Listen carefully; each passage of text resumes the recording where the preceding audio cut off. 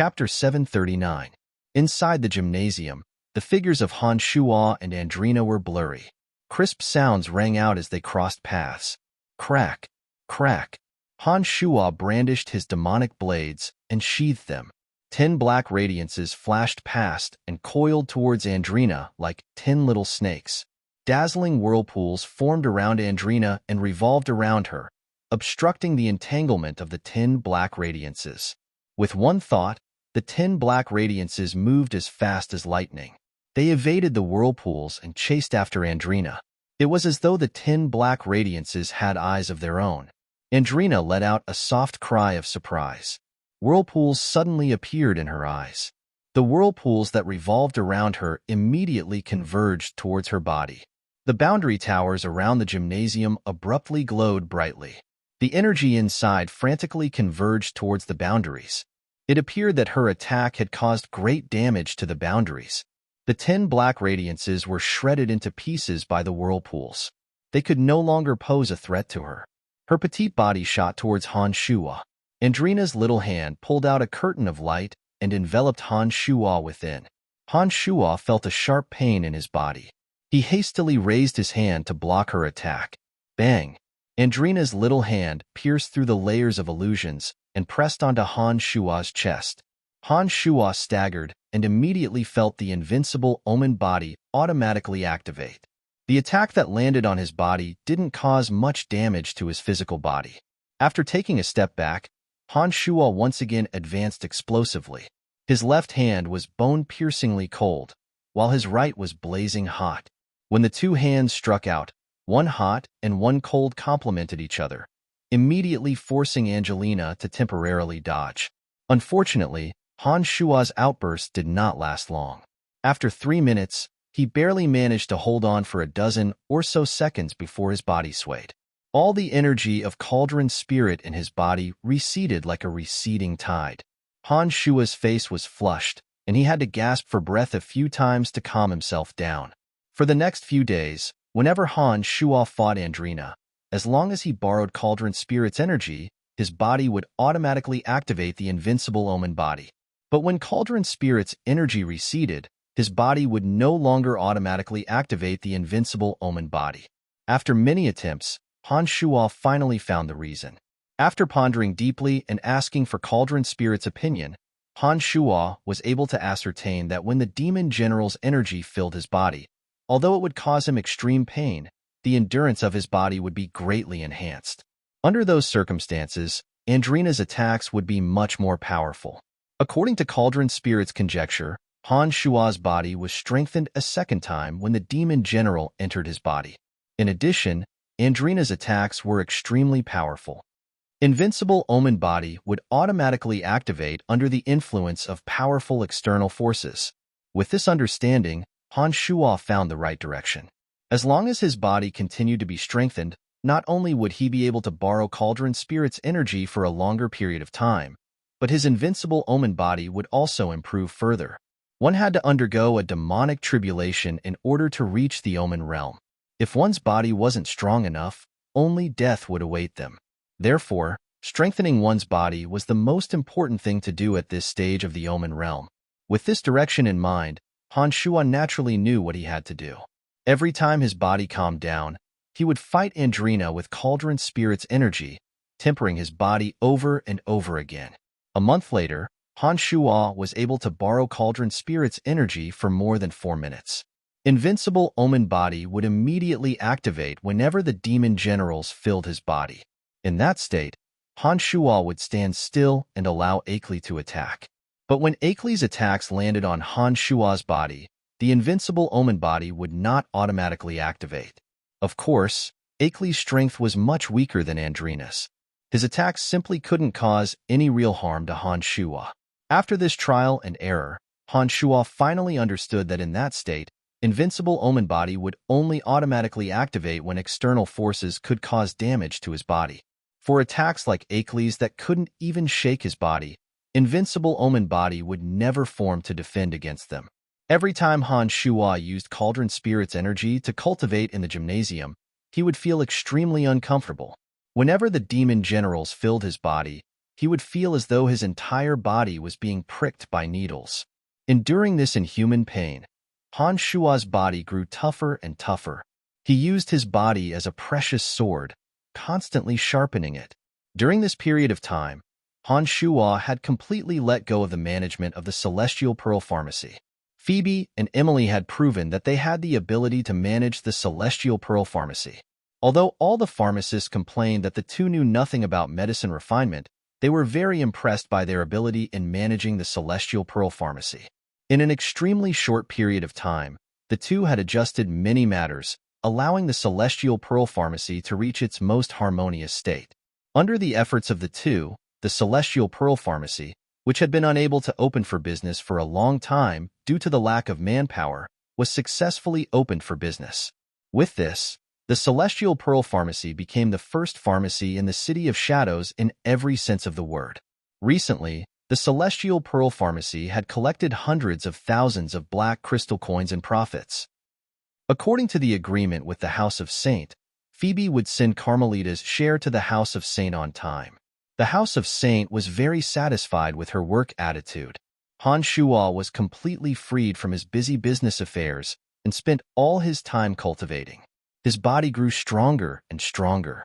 Portlam and his party stayed in the City of Shadows for some time before they finally left. Before leaving, Doylo had Anaito deliver a message to Han Shua. You better not leave the City of Shadows. If they discover you, they will avenge Portlam. Han Shua snorted disdainfully at Doylo's threat. If it wasn't for Doylo being escorted by a few members of the House of Saint, Han Shua might have brought Andrina and Han Shua along to ambush the Celestial Pearl Pharmacy. Han Shua, who had been making rapid progress recently, was worried that he wouldn't be able to find someone to attack.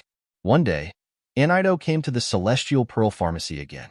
He brought a pile of scrolls and handed them to Han Shua. He smilingly said, "From today onwards, we are comrades." "It's done?" Han Shua was overjoyed when he received the scrolls. With the help of the House of Saint and the promise of Lord Erebus, the problem will naturally be solved very quickly. These scrolls explain your status in our third core. Carmelita told me to tell you that Lord Erebus is currently in Skyrocket Fort. Now that Portlam and his party have left the City of Shadows, you don't have to worry about the Celestial Pearl Pharmacy, Anaito said smilingly. All right, I will set off for Skyrocket Fort right away. Han Shua had been worrying about not having anything to do recently. He immediately made up his mind after hearing Anaito's words. Your Celestial Pearl Pharmacy is temporarily without any divine guards. I will keep an eye on the surroundings while you are away. But you don't have to worry. For your enemies, even if they were to make a move, they would target you and Angelina. They wouldn't bother to attack those low gods. Anaito consoled Han Shua. Thank you very much. Han Shua said smilingly. You're welcome. Anaito hastily replied. News of Han Shua's performance in the banquet hall had spread widely among the family clans in the City of Shadows. When Anaito learned that Han Shua possessed high god strength, he became even more respectful and cautious. Sometimes, he would even look at Han Shua with eyes filled with reverence.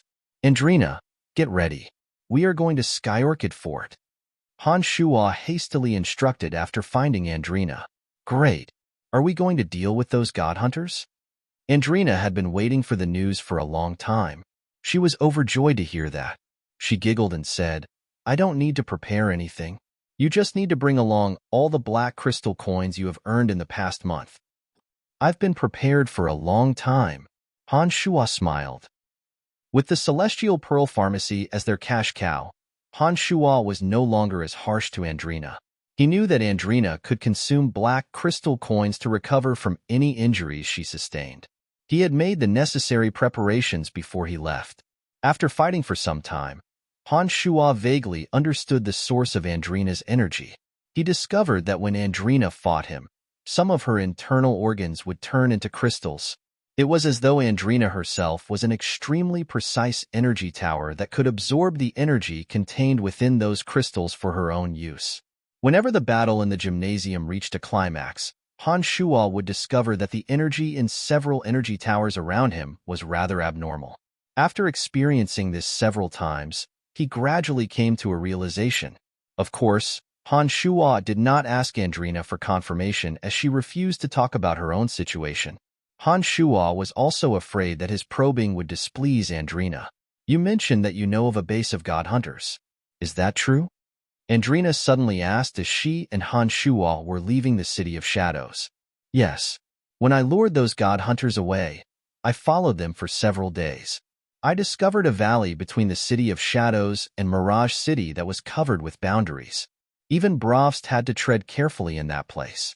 I believe that there must be someone even more powerful than Bravst in that place. Han Shuo put on a grave face and said, Bravst is already a mid-stage high god. If there is someone even more powerful than him in that place, then this god hunter alliance is simply too terrifying. Of course there is. Bravst and the other two are only second-rate. From what you have said, it seems that there really is a big fish in that place. Confirmed Andrina. Andrina knew much more about god hunters than Han Shuo. Since she said that Bravst and the other two were only second-rate characters in the god hunter alliance, it was enough to prove that Han Shuo's guess was correct. Skyarcid Fort. It was a relatively remote fort in the City of Shadows. Skyarcid Fort was surrounded by continuous mountain ranges, swamps, and oceans. It was a place most suitable for god hunters to roam. This was especially so as those traveling from the City of Shadows to Mirage City and Hushvale City would have to pass through this area. Recently, god hunters had been roaming around Skyarcid Fort frequently. Not only had the City of Shadows dispatched many divine guards to search the area, even Mirage City and Hushvale City had dispatched divine guards to keep an eye on the area. There were a dozen mountain ranges, 7 or 8 swamps, and 3 vast oceans in the vicinity. The god hunters' activity had seriously threatened the safety of the gods in the 3 cities. They had no choice but to take it seriously. Inside Skyarcid Fort, at the top of the tallest building, Erebus and a woman with long black hair draped all the way down to her calves were sitting opposite each other. This woman had phoenix eyes and willowy eyebrows. She seemed to be in high spirits. As she sat there, her black hair gently fluttered in the wind. Erebus, who had a feminine appearance, looked rather perplexed as he looked at the woman before him. The reason he became a chief of divine guards in the City of Shadows was largely due to this woman.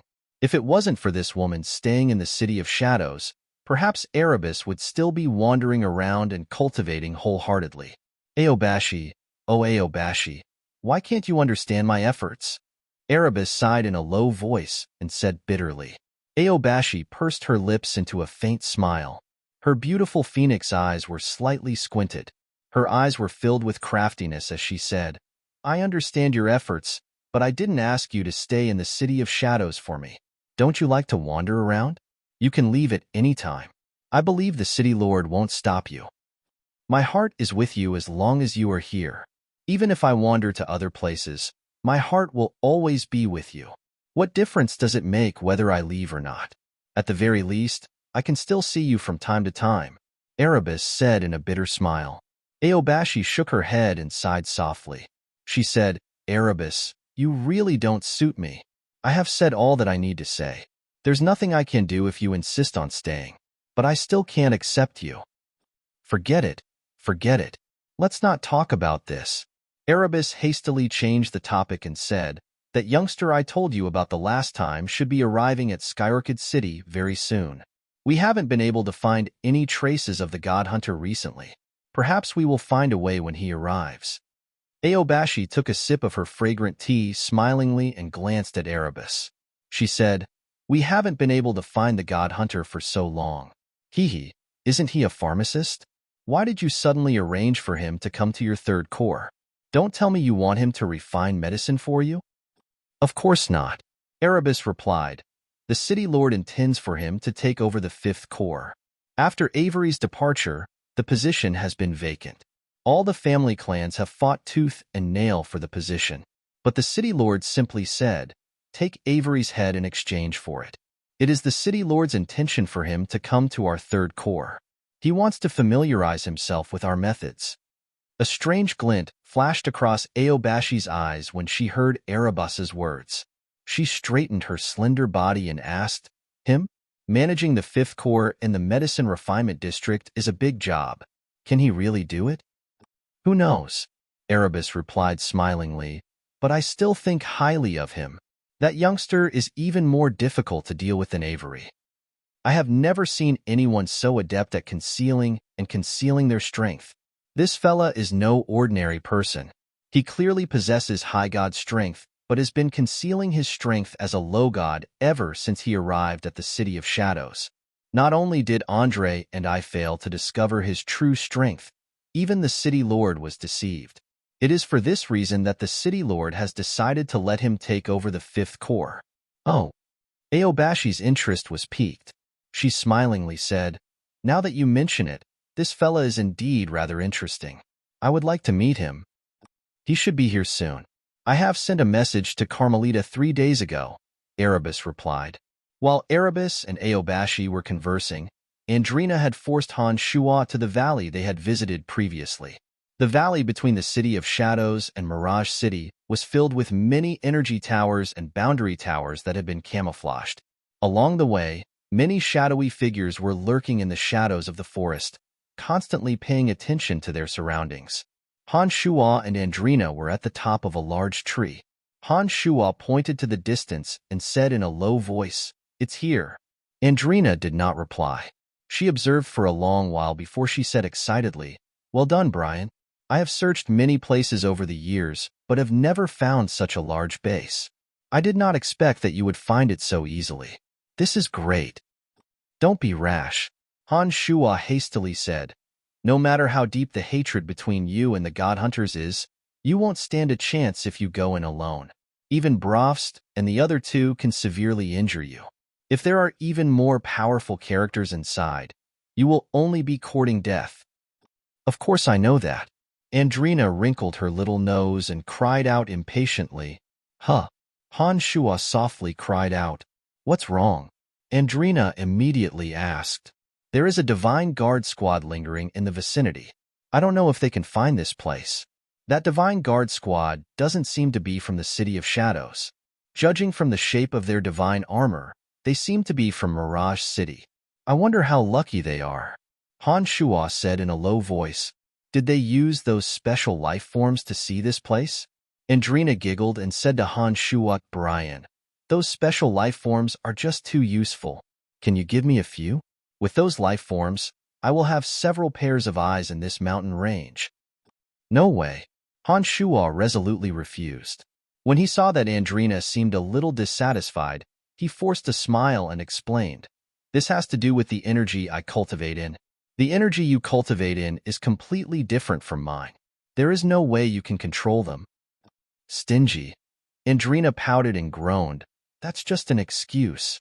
You are stingy if you don't give them to me." "Whatever you say, I'm not giving them to you." Han Shuo chuckled mischievously. He then pulled Andrina and said, "Come, I will go and take a look. They are coming from another direction. They might attract the attention of those god hunters. Let's go and take a look. Their appearance might give us a rough idea of the strength of these Tanai god hunters." Angelina snorted a couple of times, seemingly still angry at Han Shuo. She reluctantly followed after Han Shuo after he pulled her along. Chapter 740. On the outskirts of the valley, a small group of divine guards were talking loudly as they slowly walked towards the valley. "Your lordship sure is cautious. You insist on searching every single area. Those god hunters know that the 3 major cities are after them. They should have fled far away long ago. Why would they dare to linger around?" complained a divine guard. "Stop yelling. There's only one valley left. If there's no problem, we'll head back. We're not the only ones who are busy. Everyone else is searching everywhere," complained another divine guard. The divine armors worn by this group were different from those worn by the City of Shadows. Their divine armors were dark green in color with a sword and shield pattern on the chest. This was the emblem unique to the Tulas family of Mirage City. The group consisted of 10 people. The leader possessed late-stage mid-god strength, and the other 9 were mid-stage mid-gods. They mostly cultivated in the energy of death, darkness, and destruction. One of them cultivated in the energy of fire. They had absolutely no idea how dangerous the valley would be. While complaining loudly, they gradually approached the valley. Through the observation of his demon generals, Han Shuo noticed that a few energy towers disguised in the shape of giant trees shook slightly. A faint energy fluctuation was secretly transmitted back to the center of the valley. A few blurry silhouettes suddenly and stealthily approached from a distance. Those energy towers inside the giant trees have sent a message. That group is going to be in big trouble, whispered Andrina as she gently pulled Han Shuo's sleeves. Andrina was very sensitive to the situation inside energy crystals. This might have something to do with the energy she cultivated in. Han Shuo knew that Andrina could even control some energy towers and boundary towers within a certain range. As long as they were supported by energy crystals, she would be able to influence them. Han Shuo nodded and said, "In any case, they are from Mirage City. They have nothing to do with us." After hearing Han Shuo's words, Andrina knew that Han Shuo had no intention of warning those people. The god hunters in the valley were by no means something that those people could handle. If they were to ignore them, those who ventured into the valley would only be dead. As expected, a person soon flew out from the valley. It was Talon, whom Han Shuo had met before. Talon was a mid-stage high god expert. Her arrival was equivalent to a death sentence for the party. Talon stealthily approached the clueless divine guards and made a gesture. The god hunters that were approaching from a distance slowly surrounded them. Sha sha sha. Rustle. Rustle. Rustle. The sound of figures moving at high speed sounded from the thicket. Many figures suddenly emerged from the thicket and charged at the Mirage City divine guards. There's no point in being impatient. Brian knows where they are. Assemble your men. We will set off immediately after everything is done. Andrina shot a glance at Aobashi and said in a low voice, "If it's just you and Erebus, you must gather more men as soon as possible. With just the two of you, you won't be able to eliminate those god hunters." Oh? Aobashi didn't quite believe it. She smilingly said, "Little sister, you said that even Erebus and I cannot defeat those god hunters." "That's not what I meant." Andrina shook her head and explained with a straight face, "What I meant was that even with Blair and I, two high gods, the four of us working together, it will still be very difficult." Aobashi put on a startled face when she heard those words. She felt that Andrina wasn't just exaggerating. She put on a solemn face and asked, "What exactly is going on?" "You should ask him. No one knows this better than he does. He was the one who discovered that place. He knows the situation there better than any of us." Andrina pointed at Han Shuo. "Brian, you have discovered traces of god hunters?" Erebus cried out in surprise before Aobashi could reply. Han Shuo nodded and explained in a deep voice, "In a valley between the City of Shadows, Mirage City, and Hushvale City, there is a heavily guarded stronghold of the God Hunter Alliance. As far as we know, there are 3 mid-stage high god hunters in the stronghold. They are Brofst, Talon, and Gallus. These 3 are already very difficult to deal with. However, according to my observations, those 3 don't seem to be the true leaders of the stronghold. My guess is that there is at least 1 late-stage high god in the stronghold. If that's the case, we won't be able to defeat them even if we enter the valley." "What?" Erebus and Aobashi cried out simultaneously. Han Shuo didn't say a word. He nodded heavily and said with certainty, "That's exactly what happened." Aobashi took a deep breath. She appeared rather shaken and said softly, "So far, the 3 leaders of the God Hunter Alliance that we know of are the ones you just mentioned. If your guess is correct, we really won't be able to defeat them. I didn't expect that those God Hunters would be so powerful. Aobashi, I will immediately send a message to those 2 from the 2 nearby cities. We will need to discuss this matter properly," Erebus said in a deep voice. "Yes, it's better to be safe than sorry. If what Brian said is true, and we enter the valley rashly, things will be very difficult to resolve. We will indeed need to have a good talk with those 2 from the 2 nearby cities." Aobashi immediately agreed. There were divine guards from Mirage City and Hushvale City who were pursuing the God Hunters. It appeared that they were in contact with Erebus and Aobashi of the City of Shadows. If the divine guards from the other 2 cities joined them, their chances of success would be much higher. Erebus immediately left and headed for another building. He seemed to be going to deliver the message. Han Shuo, Andrina, and Aobashi stayed together.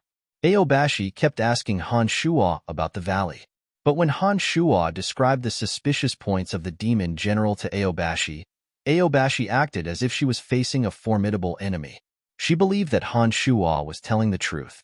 After Han Shuo finished explaining, Aobashi squinted her beautiful eyes and asked Han Shuo in astonishment, "Brian, how did you discover the valley? Why is it that even Andrina doesn't know the details of the valley, but you seem to have seen every inch of it?" "I have my ways." Han Shuo wasn't willing to talk too much about the demon general to Andrina, much less to Aobashi, whom he wasn't too familiar with. Aobashi did not probe further when she saw that Han Shuo had no intention of answering her question. However, she suddenly became curious about Han Shuo and started to learn more about Han Shuo. She wanted to know which continent Han Shuo was from and how he got into a conflict with Avery in the City of Shadows. "Be careful of Avery. I have worked with him before. That fella is not one to give up easily. Since he views you as a major threat, it is only a matter of time before he comes up with ways to deal with you. Now that he has disappeared from everyone's sight, he must be preparing a more detailed revenge plan. You must be careful." Aobashi solemnly warned Han Shuo. 7 days later, the two god hunters from Mirage City and Hushvale City arrived at Skyorkid Fort with their divine guards. The one from Mirage City was called Blightsor. He cultivated in the energy of destruction and was a mid-stage high god. The one from Hushvale City was called Eugene. He cultivated in the energy of darkness and was also a mid-stage high god. The two attached great importance to Aobashi's information. They kept asking her for more details. After Aobashi explained everything to them, the one from Hushvale City named Eugene looked at Han Shuo suspiciously and asked, "Is he that genius pharmacist from Celestial Pearl Pharmacy?" "Yes, he was the one who discovered the situation in that valley," Erebus replied.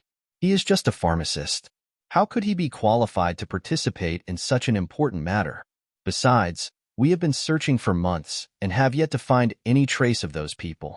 How could he know the situation so clearly when he just arrived?" "Aobashi, Erebus, I believe you too, but this fella's words make me very suspicious," Eugene said rudely in front of Han Shuo. "Believe it or not, it's up to you." Han Shuo shrugged and put on an indifferent face. From the moment Han Shuo met Eugene, he felt that Eugene seemed to be prejudiced against him. Han Shuo had never met Eugene before, and he did not know why Eugene would be prejudiced against him. "Youngster, what's with your attitude?" Eugene bunched his brows and said, "I have heard a little about you in Hushvale City. You are the one who took over all the Godswamp Pharmacy's businesses in the City of Shadows. I have always been on good terms with the master of Godswamp Pharmacy, Hassling. So that's how it is." Han Shuo sneered in his mind. No wonder Eugene has been looking at me so strangely since we first met. "Hassling? Hee, you are friends with the guy who secretly refines poisons and sells them to god hunters?" Han Shuo made a fuss. "Youngster, don't talk nonsense." Eugene softly shouted, "I know Hassling very well. His Godswamp Pharmacy has a clean reputation in our Darkness Dominion. He would never do something like that." Snickering, Han Shuo shook his head and didn't say anything else. "Eugene, the Godswamp Pharmacy's branch in the City of Shadows has been confiscated by the House of Saint. Do you have a problem with that?" Erebus asked coldly. All right. Our target this time is the God Hunters. We all share the same goal. Don't start a fight among yourselves before we even get started." Blightsor hastily tried to smooth things over when he saw that Eugene and those from the City of Shadows seemed to be on bad terms. "The God Hunters have threatened the safety of our 3 cities. What we need to do right now is to inflict a heavy blow on them. We should all work together. If you don't believe me, your Hushvale City can choose not to participate in this operation. I will report to my superiors, and our City Lord will send another Chief of Divine Guards to assist us. It doesn't have to be you." Aobashi, of course, was on the same side as Erebus and Han Shuo. "I will go with you. I want to see if this youngster is just trying to scare us." Eugene coldly groaned and said, "We know best about those god hunters, but we have never heard of any late-stage high god among them. I don't believe it." "Believe it or not, it's up to you." Han Shuo similarly groaned coldly. "Let's all stop arguing. Let's gather our forces and get ready to head to that valley. If we can really eliminate those god hunters, it will be a blessing for our 3 cities. Blightsword tried to smooth things over. After hearing those words, the few stopped arguing. On the City of Shadows side, Erebus and Aobashi led 2 companies, while Blightsword and Eugene each led a company. There were a total of 400 divine guards. Under Han Shua's lead, they marched majestically towards the valley. Along the way, the party was very cautious and spread out. Han Shua and Eugene did not have the opportunity to continue arguing. On the 12th day, the party finally arrived at the outskirts of the valley. Chapter 741. The valley was secluded. From time to time, some peculiar birds would fly across the valley. It was early in the morning and Tanai could not see the situation clearly due to the mist. It would be difficult for an ordinary person to clearly see what was going on in the valley. However, the mist was able to conceal their tracks very well. The unique environment had its own advantages. Aobashi and Erebus from the City of Shadows stayed together. Naturally, Han Shua and Andrina followed them. Blightsword from Mirage City and Eugene from Hushvale City split up and formed 2 wings to guard Han Shua's party. Gradually, they got closer and closer to the valley. Eugene advanced alone while Blightsword maintained his formation. Blightsword stealthily approached Han Shua and asked in a low voice, "Is it the valley below?" Han Shua nodded and replied in a soft voice, "Yes, it is. Tell your people not to get too close. Otherwise, the energy towers will react." Blightsword didn't have any prejudice against Han Shua. On the contrary, he admired Han Shua very much. He gestured to his team from afar, signaling them to stay where they were for the time being and not move. The valley was shrouded in mist. It was surrounded by mountains that rose into the clouds and formed an arc around the valley. At this moment, Han Shua, Aobashi, and the others were on the side of one of the mountains. They were lying on their stomach and observing the valley. "I can't see clearly from the bottom of the valley. What's the situation?" Aobashi asked Han Shua in a low voice. Han Shua extended his index finger and drew a simple and crude pattern on a hard rock, forming an arc around the valley. He pointed at a few directions and explained to Aobashi and the others, "I have observed carefully. Here, here, and here, there are energy towers and boundary towers disguised as trees. Here is the only entrance to the valley. There are god hunters hiding in the dark, and there is a boundary at the top of the valley. In any case, as soon as we approach the valley, we will be discovered." Aobashi looked at Han Shua in surprise and said, "How do you know so much about what's down there?" Without answering Aobashi's question, Han Shua continued, "It's not impossible to sneak into the valley without alerting anyone. As long as we quickly eliminate the sentries along the way and avoid the energy towers and barrier towers, we might be able to sneak into the valley without alerting them." "Where are the sentries? Can you really pinpoint their location?" Blightsword's face was also filled with shock and disbelief. Han Shua raised his head and looked at Aobashi and Blightsword. He said, "Since you're here, I'm sure you believe me. I don't want you to doubt my words anymore. Otherwise, you can just force your way in." At this critical moment, Han Shua did not care about the identities of these people. "As long as we can approach those energy towers and barrier towers without alerting anyone, I can stop them," Andrina said in a low voice. Han Shua had long known that Andrina possessed such an ability. It was also the main reason why he insisted on bringing her to the valley. After hearing her words, Han Shua thought for a moment and said, "Eugene is biased against me. We can have his men stay outside for the time being. Once we enter the valley, those god hunters will surely try to break out of the encirclement. Eugene and his men will be in charge of blocking those god hunters who try to break out of the encirclement." At such a critical moment, Han Shua would always remain very calm. Having gotten used to giving orders, he had unknowingly assumed the role of a leader. Aobashi, Erebus, and Blightsword felt that it was rather odd. However, seeing how confident Han Shua was, as though he knew everything about Tanai like the back of his hand, they did not say anything. "All right, I'll go talk to Eugene and have his men stay outside." Blightsword knew that if it were Han Shua and his men, Eugene might not be willing to listen to them. Therefore, He volunteered to persuade Eugene. After Blightsore left, Aobashi put on a bitter smile and said to Han Shuo, "Brian, don't be mistaken. There are 400 divine guards from our 3 cities. A single mistake could cost the lives of many divine guards. This is no joke." "Brian, are you really confident?" Erebus asked in a grave face. He did not appear as confident as Han Shuo. "As long as you listen to me and follow me step by step, I am confident that I can bring you as close as possible without being discovered," promised Han Shuo solemnly. After taking a short pause, he said in a relaxed manner, "At least it's better than charging in like a swarm of bees, right? There are benefits to charging in like a swarm of bees. At the very least, we will be able to maintain our momentum in one go." Aobashi put on a faint smile and said in a low voice, "If we are discovered midway, our momentum will be weakened. This is also very important." "Understood." Han Shuo nodded. After hesitating for a moment, he asked, "If there really is a late-stage high god hunter in there, who on our side can handle him?" Aobashi and Erebus both turned silent upon hearing those words. After a long while, Aobashi said, "We have the advantage in numbers. We will surround him." Han Shuo put on a bitter smile and asked, "Even you can't do anything? We don't have enough time to ask for help from the city lord. But I believe that the First Corps should be able to trap him by releasing a boundary lock." "Don't worry, there's nothing to be afraid of even if there is one," said Aobashi smilingly. She took a glance at Erebus and said in a low voice, "Besides, Erebus has a scroll that the city lord bestowed upon him.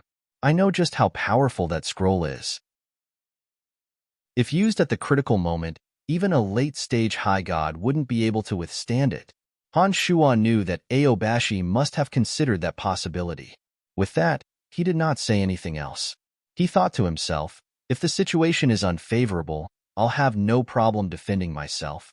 While they were talking, Blightsore returned and said in a low voice, "Eugene has agreed.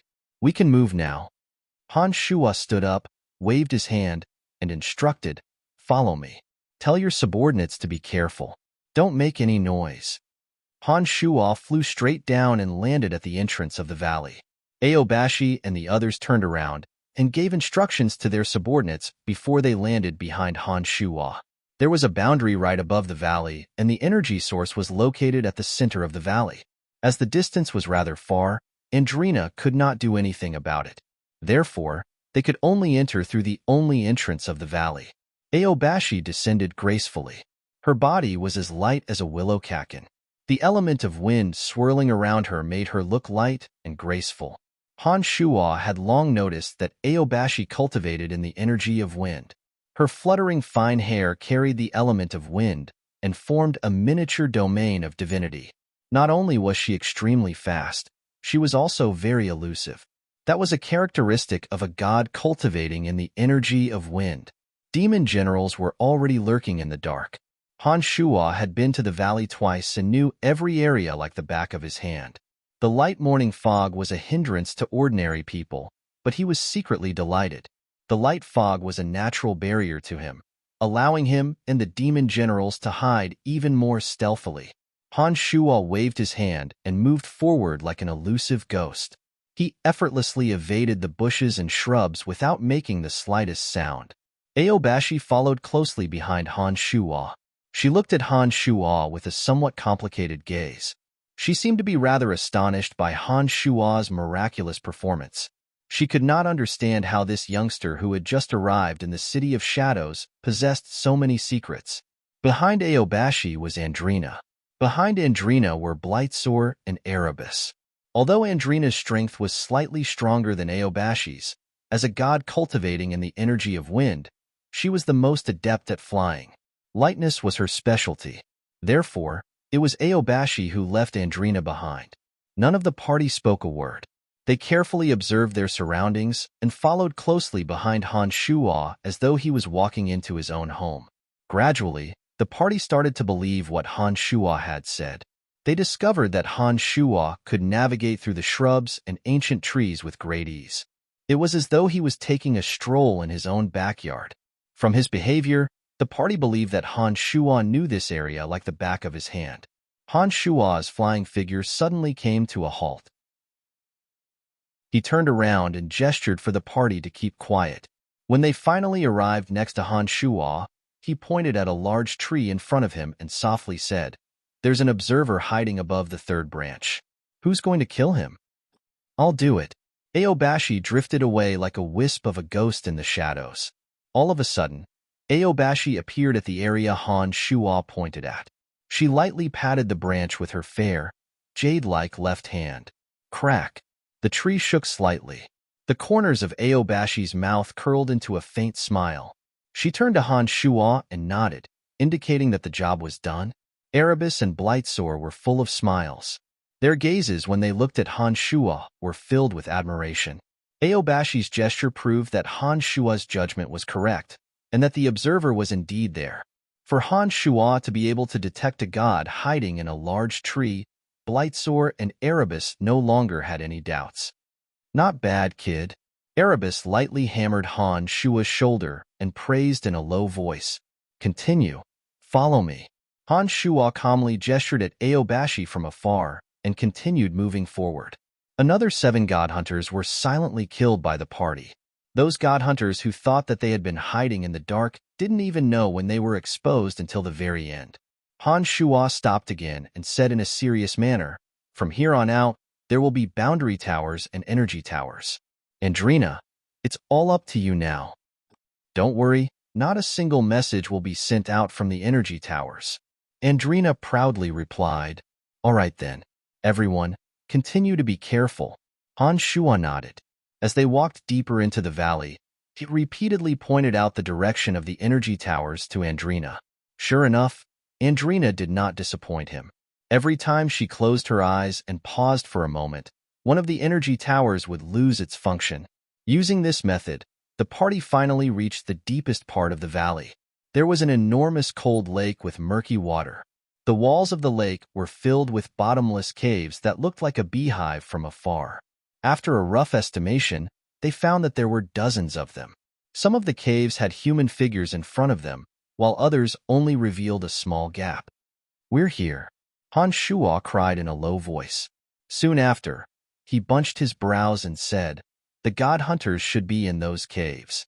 It won't be easy to search through so many caves one by one. I'll leave it to you guys to decide what to do next." Han Shua had perfectly accomplished his mission by leading the party to this place without alerting a single god hunter. There's something strange about this god hunter base. It's clearly different from the ones we've seen before. It seems that we've caught a big fish this time, Erebus licked his lips and appeared rather excited. "Let's wait for everyone to arrive first," Aobashi said in a calm voice. Aobashi's expression was calm.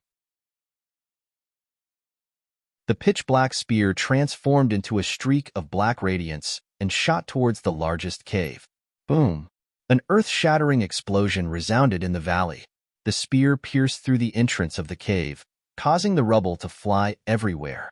It was a huge commotion. "Enemies! Oh no! What's going on?" Panicked screams could be heard from the caves. In the blink of an eye, one figure after another appeared at the cave entrances. Those people had fierce and ruthless gazes. It was obvious that they were the god hunters they were looking for. "It's them," cried Blightsore in a deep voice. "Ranged attack," shouted Aobashi. A gale so fierce that it seemed to be able to cleave a mountain apart suddenly arose. The gale charged at the caves. The whistling of the fierce wind was extremely ear-piercing, as if it wanted to tear one's eardrums. Everywhere it passed, ancient trees that were hundreds of meters tall were snapped, and the bushes looked as if they were cut by knives, sending grass and leaves flying everywhere. Grimgale was extremely fast and ferocious. The sharpest of his attacks traversed hundreds of meters in the blink of an eye and penetrated into several caves. 2 god hunters were killed on the spot, and 3 others were forcibly dragged out of the caves by Grimgale. They fell unsteadily into the frigid lake below. The god hunters who were involuntarily falling towards the lake started shrieking in fear. Plop, plop, plop. After 3 loud sounds, the bodies of 3 god hunters sank into the lake. 3 plumes of thick smoke rose from where they landed. Their miserable screams suddenly became even more shrill. Their bodies rapidly melted. Large chunks of skin and flesh fell off. In the blink of an eye, they had turned into 3 skeletons that sank into the lake. Everyone's faces jolted. Their eyes were filled with apprehension as they looked at the lake. Those who were about to charge into the cave immediately stopped in their tracks, fearing that they would be struck by the god hunters and fall into the lake. "Be careful of the lake. Ranged attack," shouted Aobashi. Rays of light, bone spikes, and puffs of black smoke shot out from the dense shrubbery and trees towards the god hunters at the cave entrance. In the blink of an eye, a dozen or so god hunters were killed. 2 of them, who seemed to be trying to charge out, were struck midway and fell into the frigid pond. They were immediately reduced to skeletons. Han Shuo did not pay attention to the battle. Instead, he stared at the lake and said in a low voice, "The poison in the lake is exactly the same as the poison produced by the God Swamp Pharmacy in the City of Shadows. It seems that my guess is correct. The God Swamp Pharmacy is indeed related to the God Hunters." "Brian, are you sure that the God Swamp Pharmacy's poison is in the lake?" Erebus' face turned dark and he hastily asked, "I have seen that poison before. I can't be wrong," replied Han Shuo resolutely. He glanced at Eugene, who was wearing an ugly expression, and said in a gloomy voice, "It seems that there's something fishy about the master of the God Swamp Pharmacy." "You are slandering me," Eugene retorted. "The God Swamp Pharmacy in the City of Shadows was created by Stice. What does it have to do with Hassling? Does Hassling have a head full of white hair but skin as clear as jade?" Han Shuo suddenly asked. "You have seen him?" "Hassling has always kept a low profile." "How did you see him?" Eugene asked curiously. It couldn't be wrong, it was him. Han Shuo thought to himself. Chapter 742. All along, Han Shuo couldn't figure out the identity of the old man he had seen with his demon generals. But now, through Eugene, he was finally able to confirm that the old man was indeed the master of God Swamp Pharmacy, Hassling. From this, Han Shuo was certain that the God Swamp Pharmacy's deeds in the City of Shadows had gained Hassling's approval.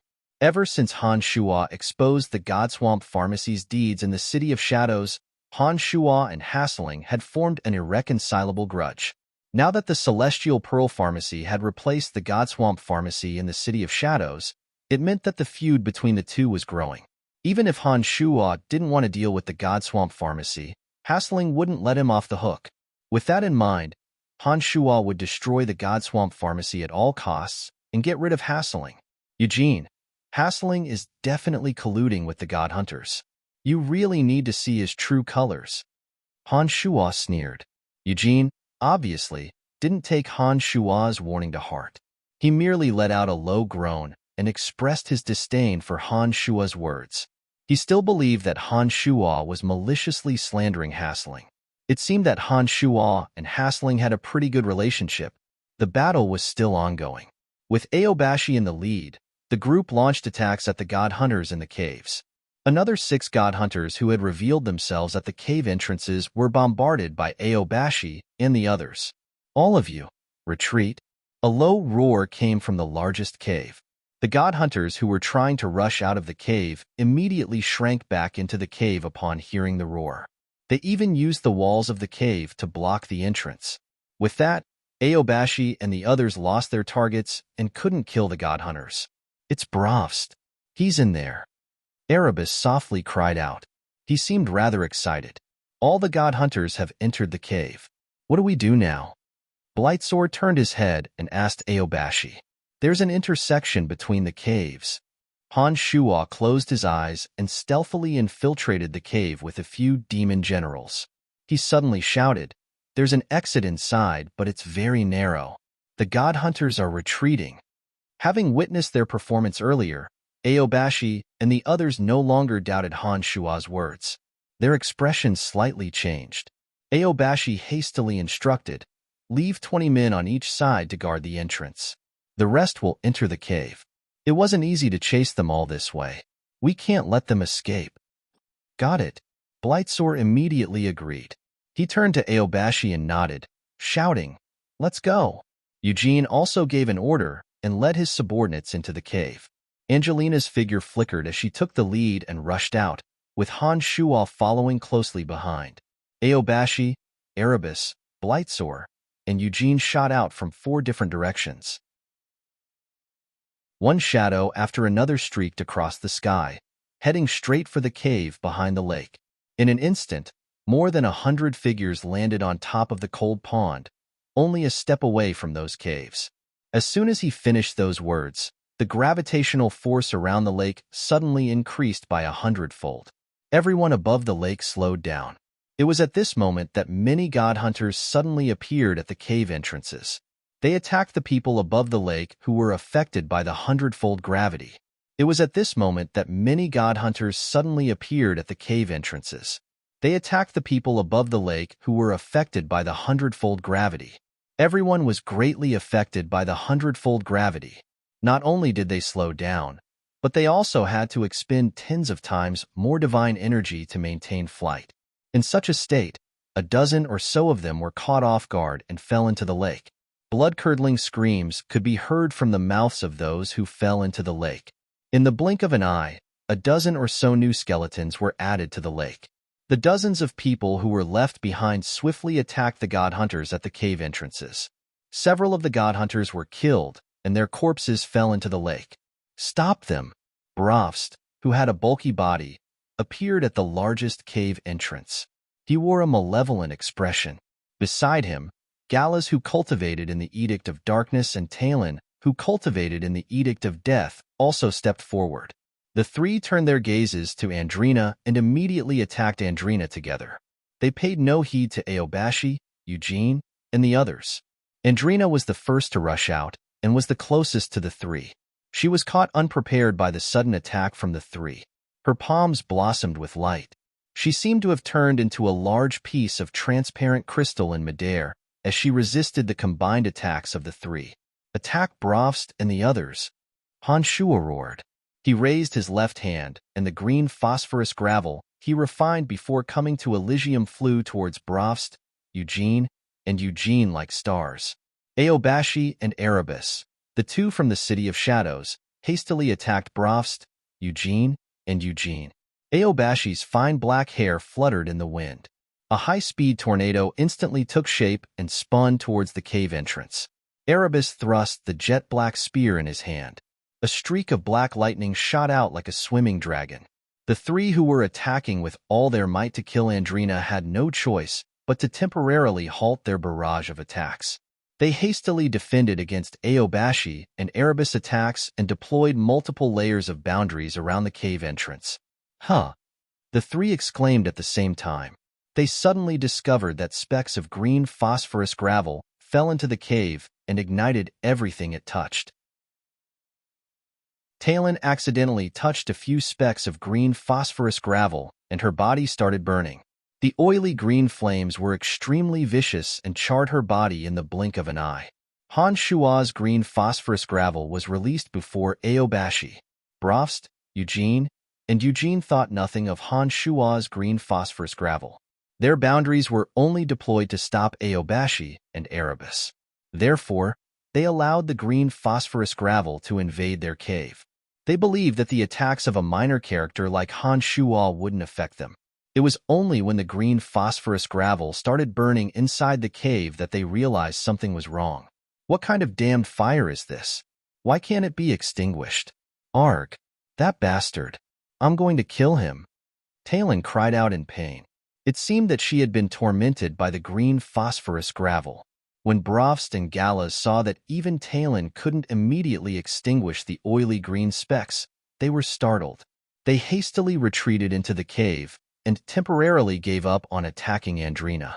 Andrina immediately relaxed. She took advantage of the gap and leaped to the entrance of a cave. She was the first one to cross the lake.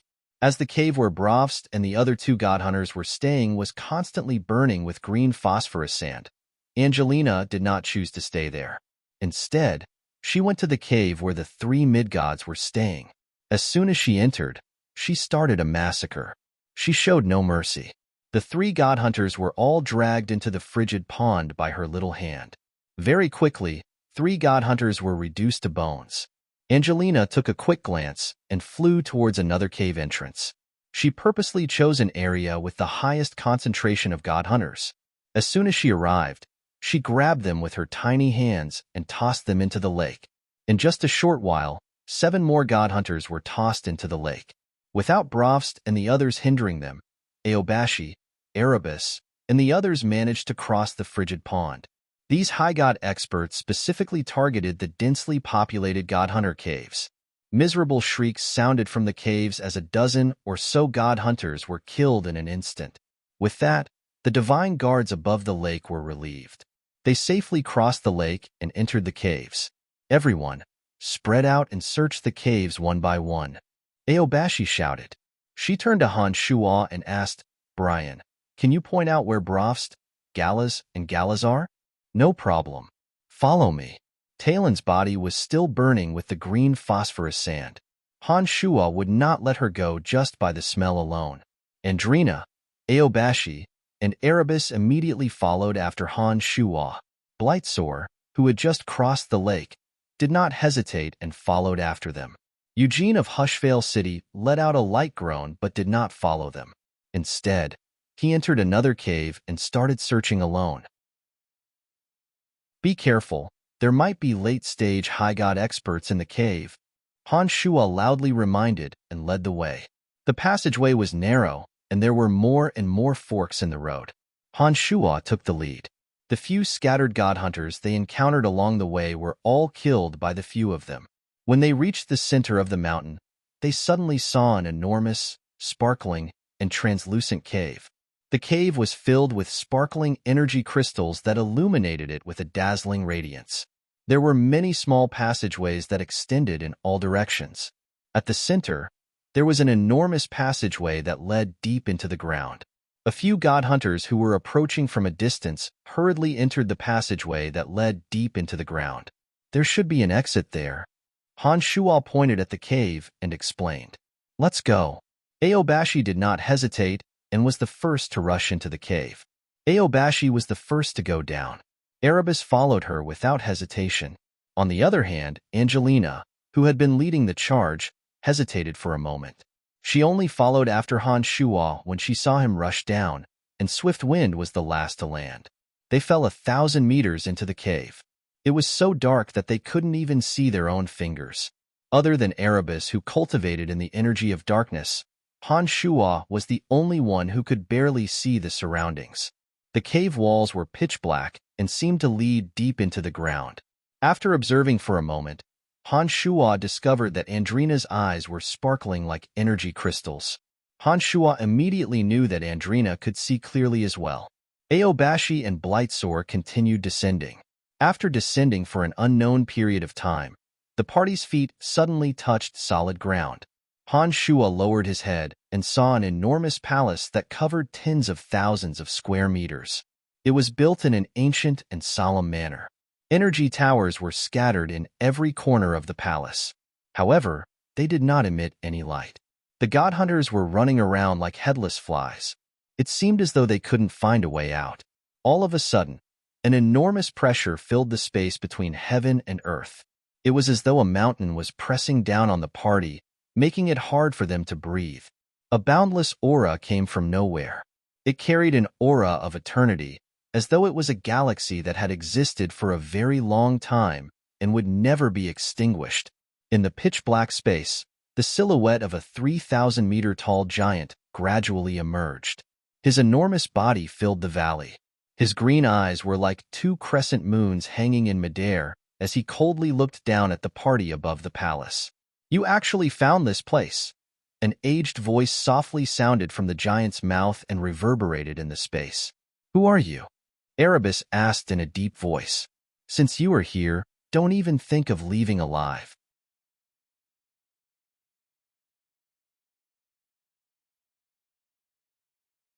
Han Shuo, who was carrying the fainted Andrina, suddenly recalled that Andrina seemed rather hesitant when they first descended.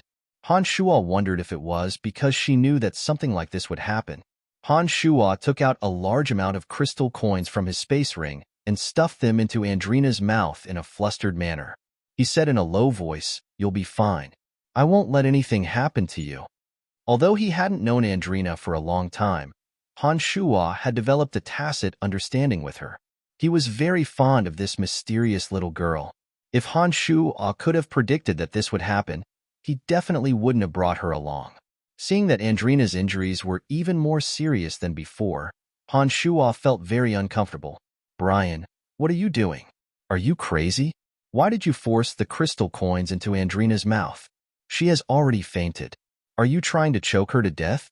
Aobashi, who was examining Erebus's injuries, thought that Han Shuo had been confused by Andrina's injuries. Naturally, she didn't know that Andrina could use energy crystals to recover. Han Shuo didn't pay any attention to her. He kept stuffing crystal coins into Andrina's mouth. He didn't care that Aobashi and the others were still around. Unfortunately, the fainted Andrina couldn't chew, and the crystal coins could only be stuffed into her mouth. She couldn't feel anything and couldn't use this method to recover. The impatient Andrina hastily took out the crystal coins he stuffed into Andrina's mouth and paced back and forth with Andrina in his arms. Suddenly, Han Shuo had an idea. He instantly flew to a damaged energy tower, filled it with crystal coins, and placed Andrina at the center of the energy tower. There was a magical formation at the center of the energy tower that could extract energy crystals. As soon as the crystal coins were filled, the energy tower suddenly lit up. Andrina was in the center of the energy crystal extraction area. Her body automatically absorbed the energy that was leaking out. In an instant, the energy in Han Shuo's several hundred black crystal coins was completely absorbed. As soon as Han Shuo saw that this method was working, he began to fill the hundreds of thousands of black crystal coins in his space ring with all his might. The energy extracted from the crystal coins were all absorbed by Andrina's body. Her pale face gradually regained some color. His tense expression loosened. Han Shuo didn't dare to stop. He took out all the crystal coins he had and stuffed them into the center of the energy tower. After a while, when all his black crystal coins were used up, Andrina regained her breathing and heartbeat. Although she was still unconscious, Han Shuo noticed that her body was using the energy she had just absorbed to repair her body. Han Shuo had seen this situation before. Last time, Andrina was seriously injured by Bravst and the other two. She had asked him for a lot of black crystal coins and consumed them. Her body had been in this state when she fell into a coma. Han Shuo finally heaved a sigh of relief. The energy tower was no longer flashing. All the energy had been absorbed by Andrina. After carrying Andrina out of the energy tower, Han Shuo walked to the panic-stricken Aobashi and asked in a low voice, "How is Erebus?" "He's not dead yet, but his condition is very serious. That energy has been destroying Erebus's divine body. Erebus has no chance to fight back. At this rate, only death awaits Erebus," said Aobashi anxiously. Suddenly, she shrieked, "By the way, Brian, aren't you a pharmacist? I heard from Erebus that you have saved Carmelita twice and that you have some unique healing techniques. Come and take a look." "I'll try my best," replied Han Shuo in a deep voice. As he walked towards Erebus, he placed his hand on Erebus' back. He discovered that there was indeed a bizarre energy inside Erebus' body. That energy carried a hint of the Edict of Destruction.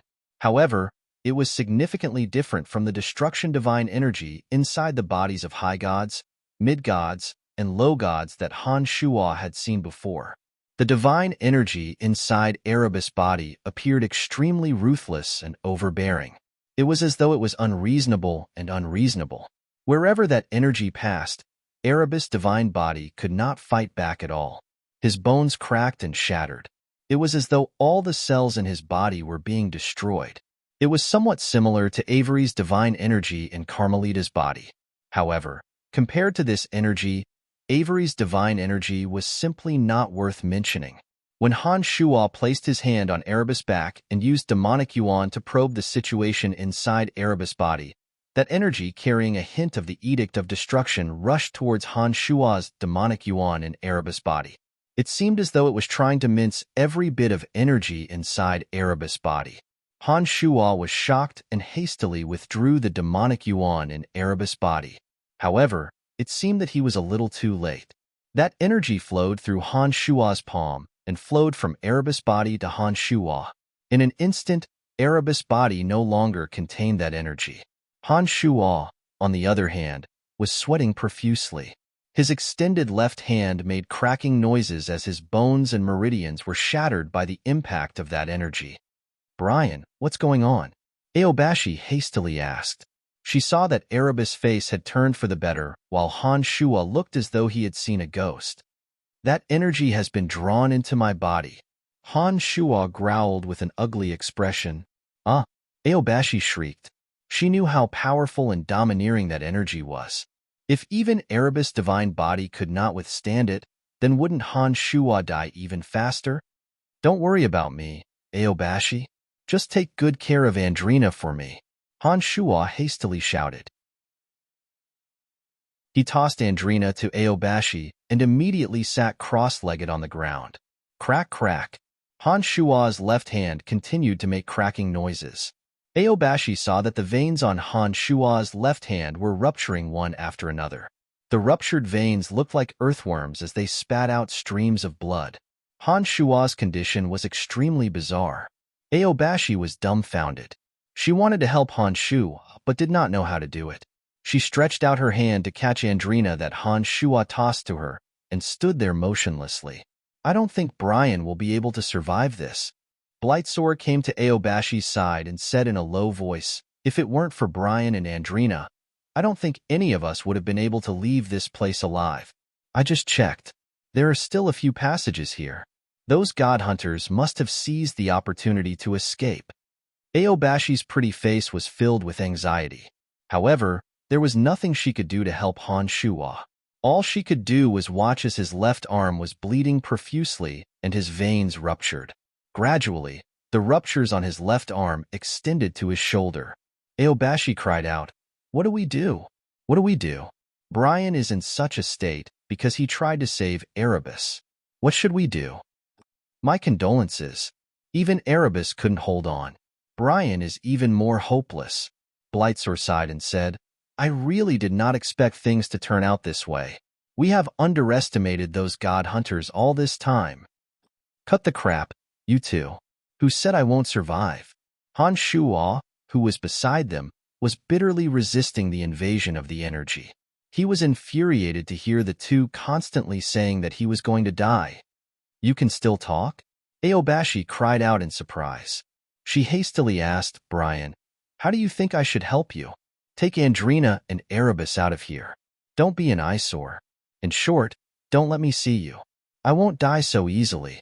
Han Shuo instructed, "You are already in such a state. How can we leave now?" Blightsore, of course, wouldn't blame Han Shuo for yelling and screaming. He said in a deep voice, "Besides, those god hunters might come back. When that time comes, there will be no one around. Wouldn't you be dead? You two, please leave first. I won't blame you." Han Shuo shrieked, "Aobashi, I saved Erebus and Andrina saved everyone. Please don't disturb my mind." Aobashi was stunned. She looked at Han Shuo with an extremely strange gaze. After staring blankly for a long while, when she saw that Han Shuo was still nagging them to leave and his tone was getting more and more impolite, she fiercely stomped her foot and shouted, "I don't care. I hope I can live to see you again. Brian, Blightsore, will remember this favor," Blightsore solemnly said. He grabbed Erebus and Aobashi and left together. Seeing that Aobashi and Blightsore had completely disappeared, Han Shuo could no longer suppress his anger. He gnashed his teeth and said, "Damn it, come at me. Let's see if you can really kill me." The energy in Han Shuo's arm was instantly released into his limbs and bones. Without any restraint, that energy traveled at an extremely fast speed throughout Han Shuo's body. Crack, crack, crack, crisp sounds kept coming from within Han Shuo's body. If Aobashi and Blightsore were here, they would definitely see that Han Shuo's skin and flesh were torn and his body was drenched in blood. He looked as ferocious as one could imagine. Activating the invincible Omen body, every cell in Han Shuo's body was brimming with energy. His body suddenly became extremely tough. The broken tendons and veins in his arm were reconnecting at a speed visible to the naked eye. His bones were also reassembling. If Aobashi and Blightsore were here, they would definitely be shocked by what they saw. In just a short while, his left arm that was in a terrible state just a moment ago had recovered to its original state. Not a single scar could be seen. The cracking sounds continued in his body. His tendons and veins were ruptured and his bones were shattered. Then, he activated the invincible omen body. The broken tendons and bones were reconnecting and reassembling at a crazy speed. Gradually, the energy that was rampaging in Han Shua's body grew weaker and weaker. The speed at which it flowed also became slower and slower. Master, absorb that energy and fuse it with your avatar that cultivates in the Edict of Destruction. This energy actually has its own consciousness. Its consciousness will be greatly beneficial to your avatar. Cauldron Spirit suddenly shouted in Han Shua's consciousness. Han Shua was astonished. He did not expect that energy to have its own consciousness. No wonder it was so hard to deal with. This energy indeed contains the divine energy of destruction, but it's a little different from the divine energy in an ordinary god's body. I'm not sure if my avatar can devour it. Moreover, the consciousness of this energy is to destroy everything. My avatar might not be able to withstand it. Han Shua's avatar might be able to handle this energy, but his avatar did not cultivate in demonic arts. He had no confidence in being able to withstand it. Master, guide that power to me. I'll refine the autonomous consciousness inside it. After that, your avatar will be fine. Cauldron Spirit immediately replied. Han Shua was overjoyed. Since Cauldron Spirit was able to refine even divine souls, it shouldn't be a problem for it to refine this consciousness energy. Han Shua, who was used to borrowing Cauldron Spirit's energy, used Invincible Omen Body to force the weakened energy and guided it to Cauldron Spirit bit by bit. Although this energy had its own consciousness, it was very straightforward. As soon as it saw that other areas could not be destroyed, it flowed towards the exit that Han Shua had prepared for it.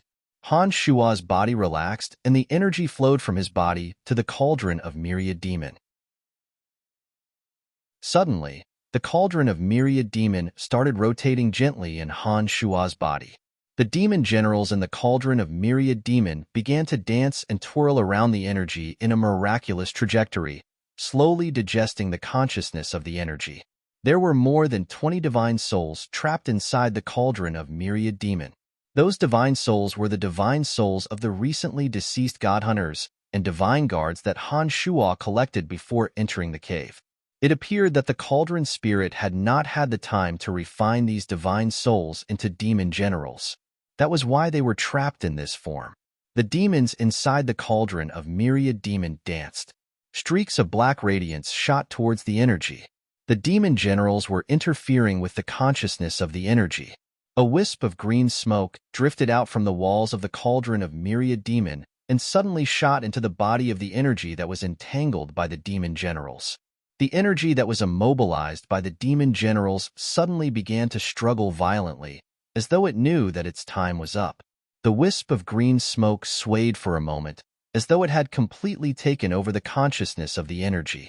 Gradually, the demon generals flew out one after another and settled down on the walls of the cauldron of Myriad Demon. The energy that Han Shua sent into the Cauldron Spirit had completely settled down. It was guided by the Cauldron Spirit into his avatar of destruction that was sitting inside the cauldron of Myriad Demon. Master, there are no more problems. I have forcibly reversed the consciousness of the energy. You can now fuse it with your avatar. It was at this moment that the Cauldron Spirit transmitted a message to Han Shua's consciousness. Han Shua was overjoyed. His main consciousness completely relaxed, and the energy slowly flowed into his avatar inside the cauldron of Myriad Demon. As soon as the energy entered Han Shua's body, his avatar started to absorb it using the devouring method that god hunters usually used. It started to fuse with the energy bit by bit. During this process, the avatar's mind also intermittently received some information. The information came from the self-consciousness of the power, and all of it was related to the mysteries of the laws of destruction. Among them were the complete cultivation and usage methods of the Orb of Destruction. The Cauldron Spirit was indeed marvelous. After being refined by Han Shua, The energy showed no signs of resistance and cooperatively fused with Han Shua's avatar. Han Shua felt that the divine energy of destruction in his body was rapidly increasing every second. The feeling of energy filling every corner of his body was as though Han Shua's avatar was borrowing the energy of the cauldron spirit. But Han Shua knew that the constantly increasing divine energy of his avatar would forever become a part of his body. It would not be like the cauldron spirit's energy, where his body would not be able to withstand it. The miraculous realization was immediately reflected in the mind of his avatar. Suddenly, the divine energy in his body violently revolved and began to compress in a certain trajectory. Just like how he condensed the orb of destruction using the divine energy of destruction, the divine energy in his body rapidly condensed. A breakthrough. Han Shua was overjoyed. He knew that this avatar of destruction was about to advance to mid-god.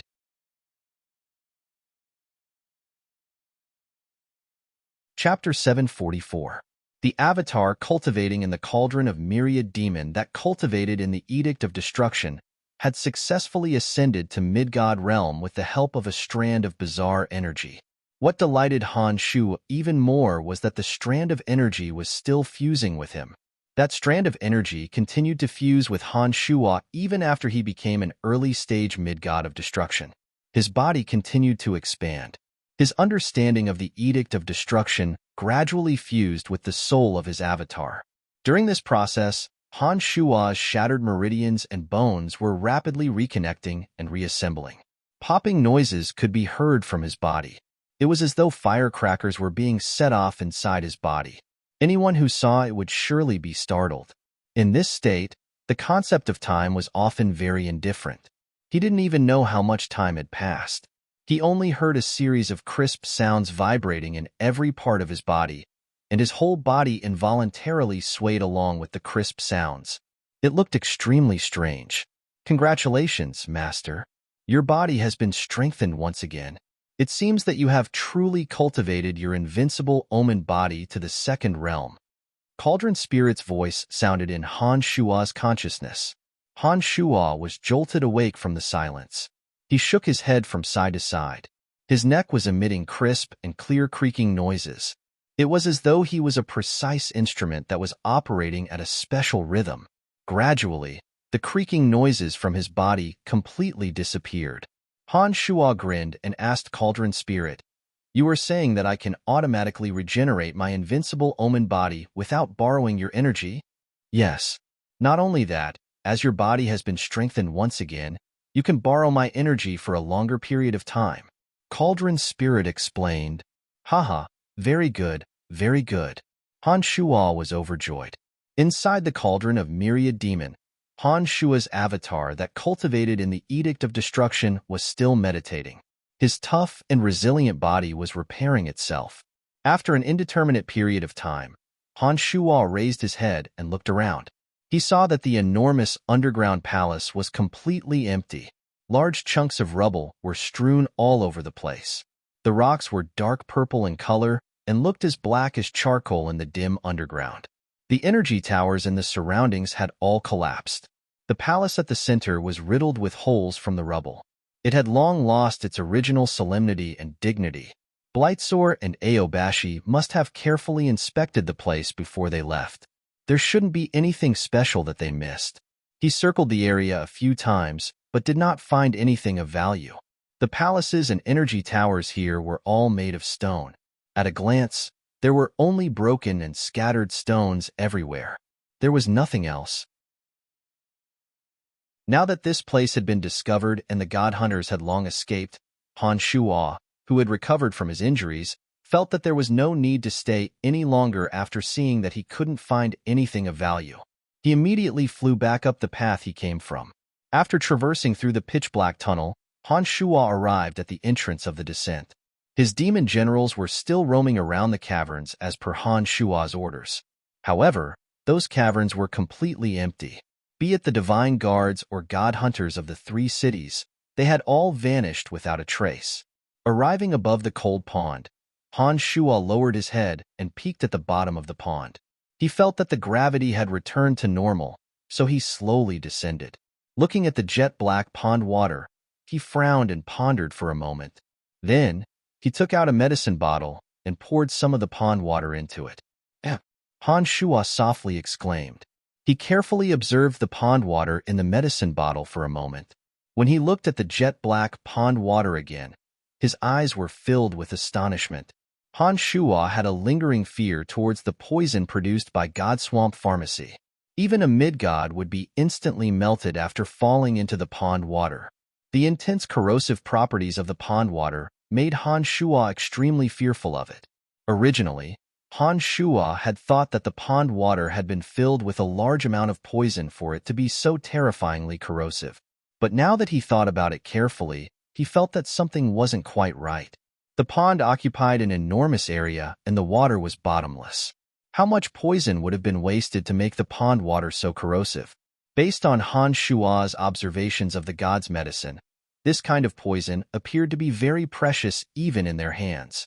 It seemed that the process of refining it was extremely difficult. Based on Han Shuo's estimation, for the frigid pond to have such a strong corrosive effect, it would require at least several tons of poison to dissolve. However, to pour so many precious poisons into this frigid lake just to form a weak barrier, was there something wrong with the god hunter's head?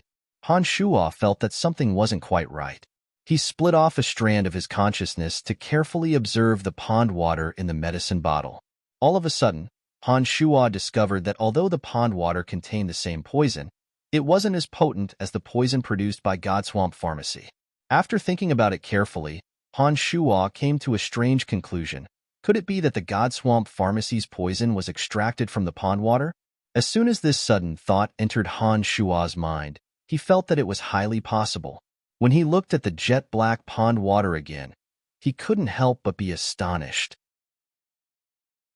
After hesitating for a moment, Han Shuo extended his left index finger and dripped a drop of pond water onto his left index finger. A wisp of smoke immediately emerged from Han Shuo's index finger. An intense corrosive energy invaded every cell and bone in Han Shuo's index finger, as though it was trying to dissolve his hand into a puddle of blood. Sensing the terrifying destructive power of the corrosive energy, Invincible Omen Body automatically mobilized the demonic yuan in Han Shuo's body. As soon as the drop of pond water dripped onto his index finger, Han Shuo's demonic yuan immediately formed layers of defensive energy to resist the corrosive energy. His demonic yuan was rapidly depleting. Sizzle, sizzle. The smoke on his finger grew thicker and darker. Under the effect of Invincible Omen Body, Han Shuo expended some of his demonic yuan to dissolve the corrosive energy. The ruptured cells on his finger regenerated and soon, his finger was as good as new. What a powerful corrosive energy! It's 100 times more terrifying than the strongest acid. Han Shuo was shocked. Those divine guards and god hunters who fell into the pond would have their entire bodies subjected to the corrosive energy. Their divine energy would be completely depleted in a short period of time. That was why they would turn into bones and eventually blood that would be absorbed into the pond. Now that Han Shuo had his guard up and his invincible omen body was extremely miraculous, a single drop of pond water wouldn't be able to harm him. This is truly the best medicine for silencing witnesses and destroying evidence. Han Shuo sighed in amazement. He took out an enormous medicine bottle from his space ring and started filling it with the pond water. He was going to take his time to study it. The terrifying corrosive energy contained in the pond water was not only suitable for destroying corpses, but it could also greatly increase the destructive power of some malicious demonic treasures. Since Han Shuo dared to devour the divine energy of others, he wasn't prejudiced against this kind of poison. If the God Swamp Pharmacy hadn't attacked him beforehand, Han Shuo wouldn't have cared about what the God Swamp Pharmacy was doing. He might even have secretly purchased some of the poison from the God Swamp Pharmacy. To achieve one's goal by hook or by crook had always been Han Shuo's motto. He was delighted to see his prey and filled a few large medicine bottles with the pond water. It seems like the God Swamp Pharmacy also extracted the poison from the lake water here. You've really gotten lucky this time. But why would the pond become like this? Han Shuo was puzzled. The pond wouldn't become like this for no reason. There must be a reason. After hesitating for a moment, Han Shuo decided to investigate the pond. The corrosive power of the pond water was astonishing. If he were to recklessly enter without mastering the invincible omen body, his entire body would have to endure the terrifying corrosive power. After testing the effects of that drop of water, Han Shuo didn't think that his demonic yuan would be enough to support his entire body in the pond. Han Shuo first tried throwing metal, glass, and crystal coins into the cold pond. He discovered that the corrosive power of the pond water only seemed to have such a terrifying corrosive power towards flesh and blood, and didn't seem to be too affected by the corrosive power of the pond water for cold, inanimate objects like glass. Han Shuo had experimented with demon generals before and discovered that the corrosive energy of the pond water seemed to have an effect on demon generals as well. Although it wasn't as obvious as it was on flesh and blood, the demon generals were extremely afraid of falling into the pond. The corrosive energy of the pond water seemed to have an effect on all living creatures. After pondering for a moment, Han Shuo took out the demonic jade flame shuttle. With a thought, the demonic jade flame shuttle flew into the pond. The demonic jade flame shuttle was a demonic treasure refined by Han Shuo. It did not have any signs of life. Although it would still be affected by the corrosive energy of the pond water, it was completely bearable for the demonic jade flame shuttle. Without demon generals attached to the demonic jade flame shuttle, Han Shuo couldn't clearly see the situation at the bottom of the pond. He could only sense that the pond water was extremely deep. Han Shuo, who couldn't clearly see the bottom of the pond after drifting for a while with the demonic jade flame shuttle, found nothing. He had no choice but to take out the demonic jade flame shuttle from the bottom of the pond. "Master, let me do it," Cauldron Spirit suddenly transmitted to Han Shuo's mind. Han Shuo stared blankly for a moment before he worriedly asked, "I have tried many times. The corrosive energy of the pond water is effective on all living creatures. Even demon generals wouldn't dare to fall into it. Will you be all right? As a demonic treasure, this kind of corrosive energy can't do anything to me. If I had tens of thousands of demon generals in my cauldron, I wouldn't be afraid of corrosive energy 100 times stronger than this," Cauldron Spirit proudly replied. It was only after hearing those words that Han Shuo recalled that Cauldron Spirit was a demonic treasure. As the #1 demonic weapon in Gu Tianxia's possession and a demonic token worshipped by all demonic cultivators, even though it was greatly weakened, the corrosive energy of the pond water shouldn't be able to harm it. "All right, be careful and see if there are any oddities in the pond. I have a feeling that there must be a special reason why the pond water possesses such strong corrosive energy. It can't be formed out of thin air." Han Shuo nodded after thinking for a moment. With one thought, Cauldron Spirit slowly flew out from Han Shuo's body and automatically descended into the pond. Chapter 745. When Cauldron Spirit entered the lake, Han Shuo was a little nervous. Then, he received a message from Cauldron Spirit, "Master, don't worry. I'm fine." Han Shuo was relieved after hearing Cauldron Spirit's reassurance. As soon as Cauldron Spirit entered the lake, Han Shuo could clearly see the situation at the bottom of the lake through Cauldron Spirit. After descending for a while, Han Shuo arrived at the bottom of the lake. A dozen or so jet-black specks of light were constantly emitting faint light at the bottom of the lake. Cauldron Spirit circled around the bottom of the lake and arrived at the first jet-black speck. A jet-black spike over a meter long was quietly lying at the bottom of the lake. The jet-black spike looked extremely sharp and appeared to be the fang of a large magical beast. When Cauldron Spirit approached the spike, it transmitted to Han Shuo, "Master, this fang seems to be the main cause of the strong corrosive power of the lake water. The water near the fang is even more corrosive." "Collect," Han Shuo straightforwardly commanded. Cauldron Spirit acted according to Han Shuo's instructions. It hooked itself onto the fang. Light flashed from Cauldron Spirit's body, and the meter-long fang vanished into Cauldron Spirit. Cauldron Spirit rapidly moved towards another location that was emitting a faint black glow. Another fang was picked up by Cauldron Spirit. After circling around the bottom of the lake, there were no longer any jet-black specks of light at the bottom of the lake. The lake water seemed to have suddenly become a little clearer. There's nothing left. Cauldron spirit transmitted. That's enough. Come up, Han Shuo instructed. Cauldron spirit carried the 17 fangs and slowly floated up to the surface. After collecting the fangs, the cauldron of myriad demons slightly enlarged. By the time it emerged from the lake, it was at least dozens of times larger than before. Clang! The cauldron of myriad demon poured out a total of 17 fangs. The fangs collided with each other and emitted crisp metallic sounds. The 17 sharp fangs were placed in front of Han Shuo. The shortest was 1 meter and the longest was 1.5 meters. Every one of them was jet black and glistening. Taking out an ordinary long sword, Han Shuo slashed down. With a clang sound, the long sword shattered, but the fang didn't even have a dent. Although the long sword was ordinary, the strength of Han Shuo's slash was extremely fast. Even the long sword was broken into 7 or 8 pieces, but the fangs were safe and sound. This made Han Shuo immediately realize that the fangs were very strong. Han Shuo cried out in surprise. Not only did he discover that the fangs were extremely sharp, but he also sensed an oppressive chill. Standing next to the 17 fangs, he felt as though he was standing in a cave of ice. Even with Han Shuo's abnormal adaptability to the environment, he still felt as if he had fallen into an ice cave. This was sufficient proof that the fangs were indeed bone-chilling. Cauldron Spirit placed the items in front of Han Shuo and returned to Han Shuo's body of its own accord.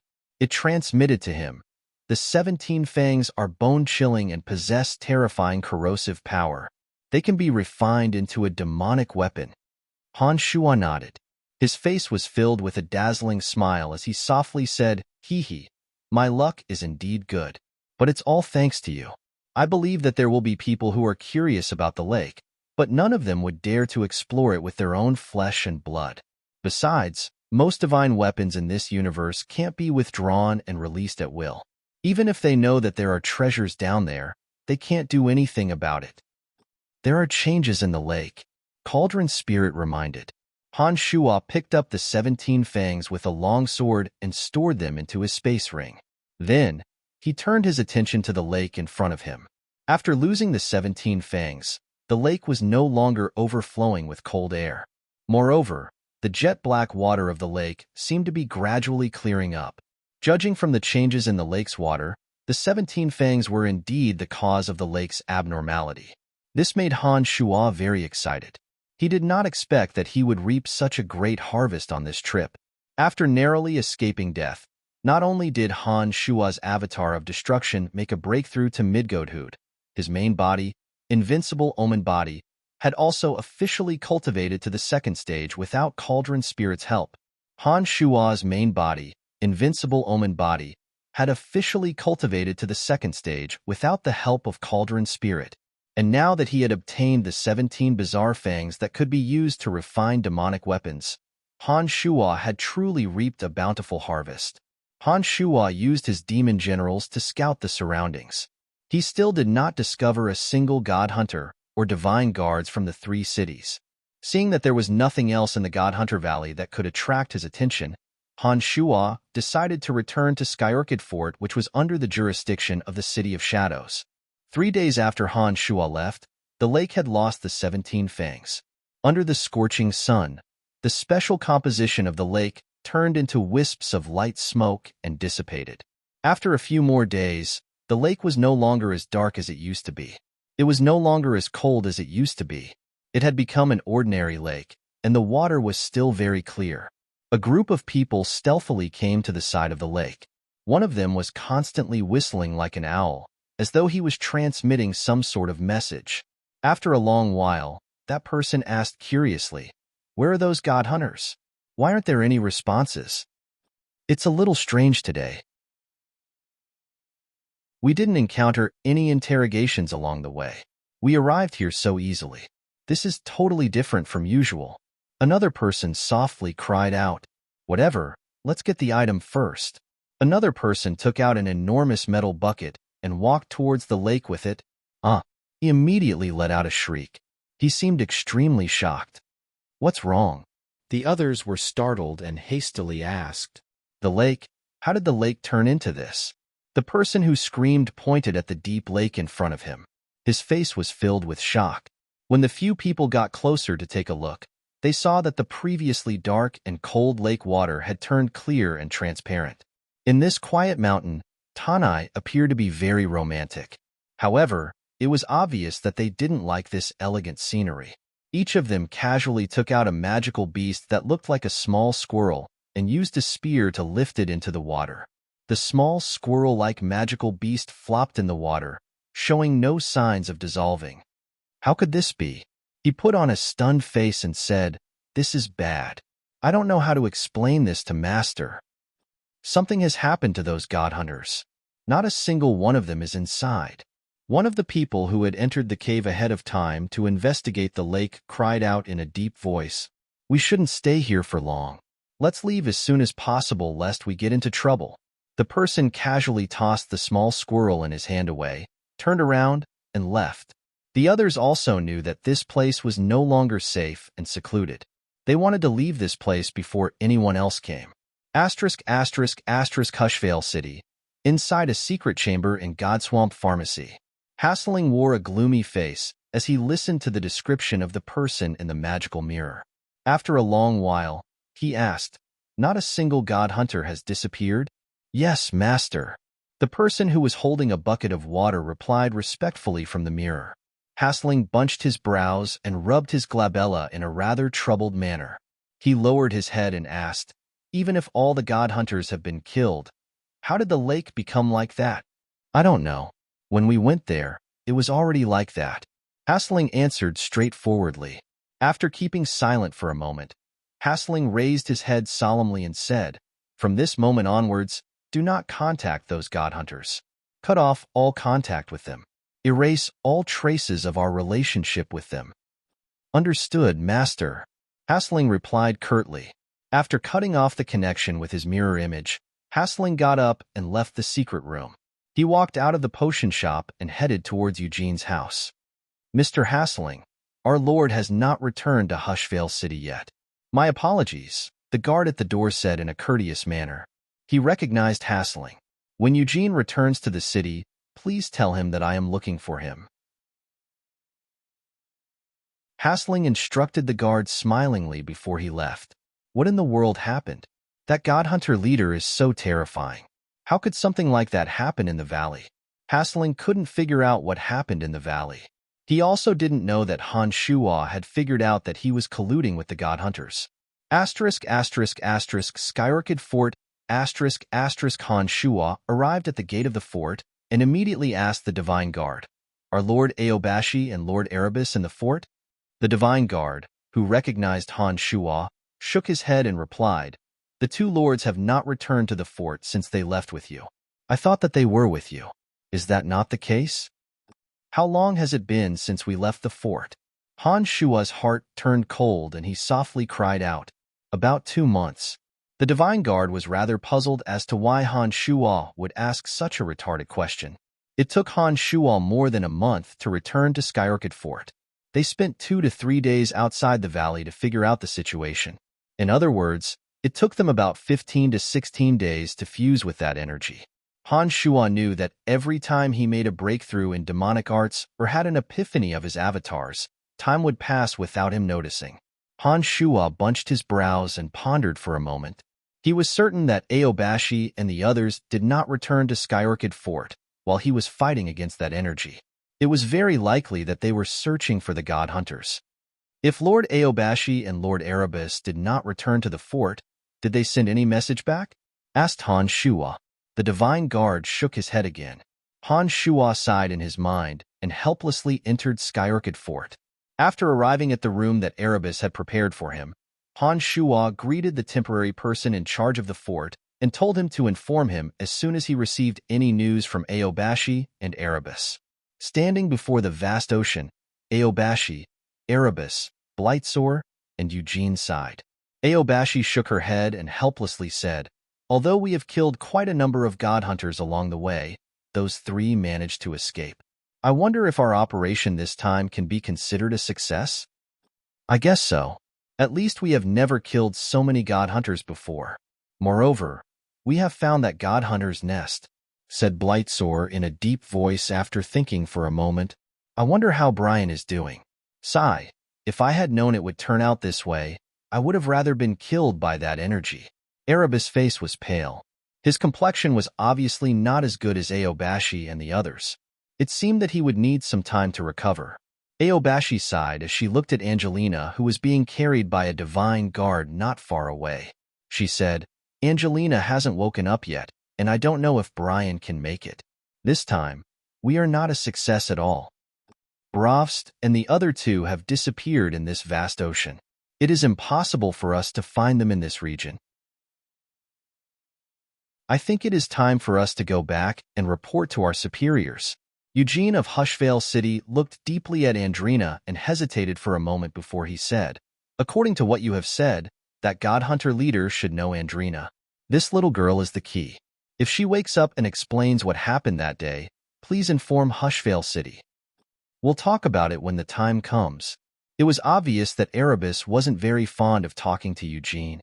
Ever since he learned that Han Shua had saved his life, Erebus had grown to hate Eugene, who had always disliked Han Shua. His words were clearly insincere. Eugene did not mind. He nodded and said in a deep voice, "Well then, I shall take my leave." Aobashi waved her hand and said in a lazy voice, "Have a safe journey." It was at this moment that an intense energy fluctuation suddenly appeared in the void above their heads. A blurry silhouette gradually appeared in the void. It appeared to be a graceful woman. She wore a long white robe that completely covered her body, but her facial features remained blurry. The bizarre energy fluctuation suddenly enveloped the entire region. All living beings within a radius of several hundred miles could sense that this energy was definitely not something that a mortal god could contend against. The faces of Aobashi and the others jolted. They raised their heads and looked at the silhouette that appeared in the void. They suddenly realized that even their will to resist had vanished. Although the divine energies in their bodies were still present, they had no intention of resisting. It was as though they were willing to commit suicide before that woman's words. This feeling of helplessness filled them with fear. They widened their eyes and looked at the blurry silhouette of the woman in the void. None of them could say a word. "I'm here to bring Andrina home. I'm her mother." A clear and melodious voice sounded. Andrina's petite body slowly rose into the air. The divine guard who was carrying Andrina looked on helplessly as Andrina's body flew higher and higher. She had no intention of stopping her. Andrina flew further and further away under the guidance of a bizarre energy. As her petite body gradually became blurry, the woman in the void said softly, "Please tell Brian that I thank him for taking care of Andrina all these days." As soon as she finished speaking, a strange light flashed in midair. Andrina and the woman's silhouette suddenly disappeared without a trace. In an instant, the energy that had enveloped the entire space vanished. Everyone immediately returned to normal. Their faces were extremely ugly. Who is that woman? Why can't I have any desire to let go of my divine energy in front of her? Eugene asked in a low voice. He had never expected that he would one day feel so powerless and frustrated when facing an illusory figure in midair. Aobashi put on a bitter smile and said, "Why do I feel that this woman is even more terrifying than that god hunter leader? Although I would surely die before that god hunter leader, at least I still have the desire to fight to the death. But facing her, even if she tells me to kill myself, I will do it without the slightest hesitation. She's too terrifying." She said that she's Andrina's mother. In that case, Andrina should be fine. I just don't know how to explain this to Brian. Erebus sighed. He had yet to recover from his shock. He's already dead. What else is there to explain? Eugene softly muttered. "Shut up." Erebus glared at Eugene. Aobashi and Blightsore also glared at him with cold, unfriendly gazes. It was as though the three of them would join forces to kill him if he disagreed with them. The atmosphere suddenly turned tense. The divine guards in the distance became vigilant. "It's time for me to return. See you all." Eugene obviously knew that he wasn't welcome. He raised his head and gazed at the figure that had long vanished. He thought to himself, who exactly is that woman? Why is she so terrifying? Soon after, Eugene left. Blightsore thought for a moment before he put on a bitter smile and said, I have seen too many strange things this time. You two, I will have to report to Mirage City immediately.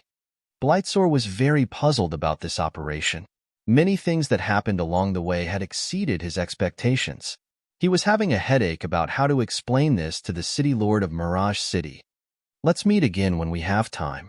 If you ever come to the City of Shadows, I will treat you to a drink. Erebus had a pretty good impression of Blightsore. No problem. Blightsore laughed heartily. Then, his expression turned gloomy and he said, If you see Brian, please send him my regards. If you all have time to come to Mirage City, I will also warmly welcome you. Upon finishing those words, Blightsore shook his head, sighed, and left with the divine guards of Mirage City. Should we return to that valley? Brian might still be there. After Blightsore and his divine guards left, Erebus hesitated for a moment before he asked Aobashi in a low voice, If Brian is fine, he wouldn't still be in the valley. Aobashi glared at Erebus and said, Do you really think that he is dead?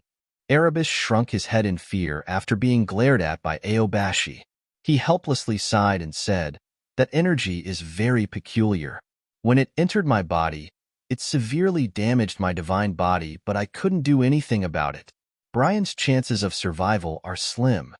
Whenever Erebus heard someone mention that Han Shuo was going to die, he would immediately fly into a rage. But deep in his heart, he did not think that Han Shuo could survive. Brian was full of energy when he drove us away. He is not as useless as you. I think he will be fine. Aobashi groaned and said, I have not known him for long, but I trust him more than you do. Han Shuo had been waiting in Skyrocket Fort for more than a dozen days. Just as he was about to give up waiting for news and head out to investigate, he suddenly received news that Aobashi had returned. Han Shuo was overjoyed. He immediately flew out from the room Erebus had arranged for him. Ignoring the astonished gazes of the gods in Skyrocket Fort, he flew straight to the intersection. Han Shuo took a careful look but did not see Andrina. His heart sank and his face turned gloomy. Erebus and Aobashi were overjoyed. They encountered Han Shuo on the road. The two were startled to see Han Shuo's appearance. They thought that Han Shuo had not fully recovered from his injuries. Erebus was the first to rush to Han Shuo's side and asked in a concerned manner, Brian, what's wrong? Have you not fully recovered from your injuries? Han Shuo did not answer Erebus. He asked Aobashi in a deep voice, Where's Andrina? Why is she nowhere to be seen after the two of you have returned? What did you promise me when I handed Andrina over to you? Where is she? Han Shuo's tone turned a little agitated. Aobashi stared blankly for a moment before she realized what Han Shuo meant. She cried out, Don't worry. Andrina will be fine. She has just been taken away by her mother.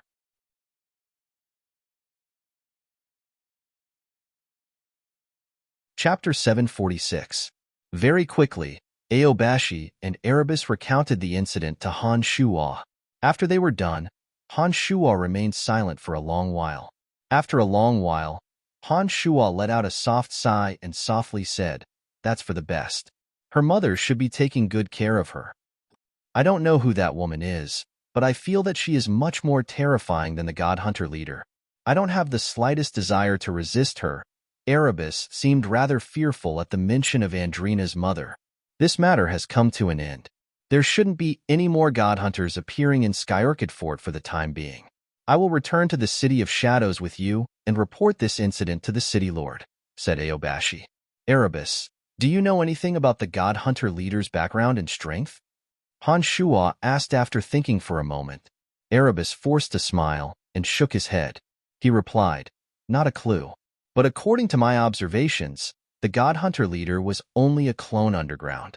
I don't know what method Andrina used to shatter the clone. Otherwise, none of us would have been able to leave this place alive. Han Shuo thought to himself. Even without Andrina's help, Han Shuo could have easily retreated using sanguine disassembly. However, Erebus, Aobashi, and the others might not have escaped death. It's a pity that Andrina was taken away by her mother. Otherwise, we could ask her when she wakes up. The God Hunter leader knows Andrina. She must know something about the God Hunter leader, said Aobashi disappointedly. Even if Andrina wasn't taken away by her mother, she wouldn't talk about it after she wakes up. Han Shua shook his head. Having spent so much time with Andrina, Han Shua knew that if Andrina didn't want to talk about it, there was no point in asking. Why? Asked Erebus. After taking a short pause, he asked, Brian, how did you and Andrina get to know each other? We met by chance. When I first met Andrina, she was being hunted by God Hunters. After answering Erebus' last question, Han Shua said, I have long asked Andrina about the God Hunters, but she kept her mouth shut about it. There's nothing I can do about it. I see. Aobashi nodded and said, All right, let's return to the City of Shadows and discuss this matter with the City Lord. Given the City Lord's insight, he might be able to learn something about the God Hunter leader. All right, Erebus agreed. Han Shua, of course, had no objections. The party stayed in Skyarkid Fort for a day. Aobashi and Erebus made arrangements for their subordinates, gave a few instructions to the person in charge of the fort, and left with Han Shua. Half a month later, the three returned to the City of Shadows. Before Han Shua could return to the Celestial Pearl Pharmacy, Erebus and Aobashi went to the Saint Residence to meet with Wallace and Andre, the City Lord of the City of Shadows. This was the spacious room where Wallace would discuss official business. Although this universe is vast, there is only one quintessence of each of the 12 fundamental forces. The Overgod who possesses the quintessence is the master we have always worshipped. There were 12 fundamental forces in the universe, and they naturally gave birth to 12 quintessences. Therefore, Han Shua had always believed that there were only 12 Overgods, namely, the Overgods who had obtained the quintessence of their respective fundamental forces. However, Andre suddenly changed the topic and said in a deep voice, there are two types of Overgods. One type is the Overgod who possesses the quintessence of an Overgod.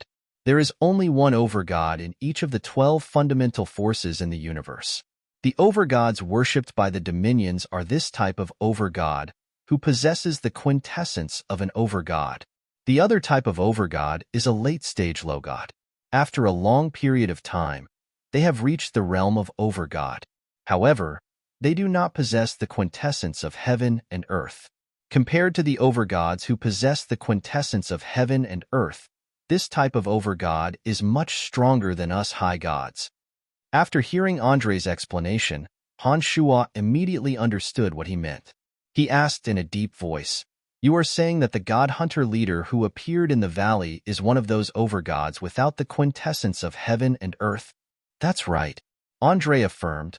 I know very well how powerful the scroll my elder brother gave Erebus is. There is no way that a late-stage high god expert could so easily destroy the scroll.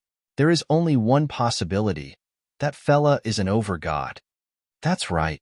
After taking a short pause, Andre explained, just as you said, Overgods with the quintessence of heaven and earth would never need to absorb the divine energy of ordinary gods. To them, the faith of the gods and their dominions is the source of their energy. They would never do that. Therefore, that fella must be an Overgod without the quintessence. I didn't expect that he really is an Overgod, Aobashi softly exclaimed. She continued, I have heard a little about the division of Overgods, but I have never seen an Overgod without the quintessence of heaven and earth. Who would have thought that I would run into one in Tanai? Han Shua was astonished by Andre's words. The Overgods he knew referred to the 12 Overgods. He did not expect that there were two types of Overgods. This was clearly beyond Han Shua's understanding. After thinking for a moment, Han Shua asked Andre again, This universe only produces 12 quintessence of heaven and earth. Now that they have been assimilated by the 12 Overgods we worship, doesn't that mean that an Overgod without the quintessence of heaven and earth will never have the chance to advance further? Han Shua's question put Andre in a difficult position. After hesitating for a long while, Andre looked at Wallace cautiously.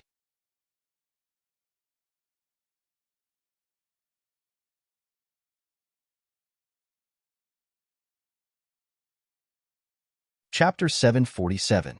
The goddess of destiny was the most mysterious of the 12 overgods. It was said that the goddess of destiny represented the will of the creator deities. She usually wouldn't interfere in the conflicts on Elysium. She would only step in to mediate when the overgods got into a huge mess. The goddess of destiny was a special existence that even the other 11 overgods would have to give her some face. The Destiny Dominion had always been a neutral party. Even those who cultivated in the Edict of Destiny rarely had the chance to meet her and listen to her teachings. Andre was very surprised that Aobashi and Erebus had the honor of meeting her. With Andre's reminder, Aobashi and Erebus secretly recalled what had happened back then. Their faces were filled with shock and horror. Han Shuo, who was secretly observing the two, was shocked. He immediately realized that Andre was telling the truth. The one who appeared before Aobashi and Erebus was indeed the most mysterious goddess of destiny on Elysium. The goddess of destiny claimed to be Andrina's mother.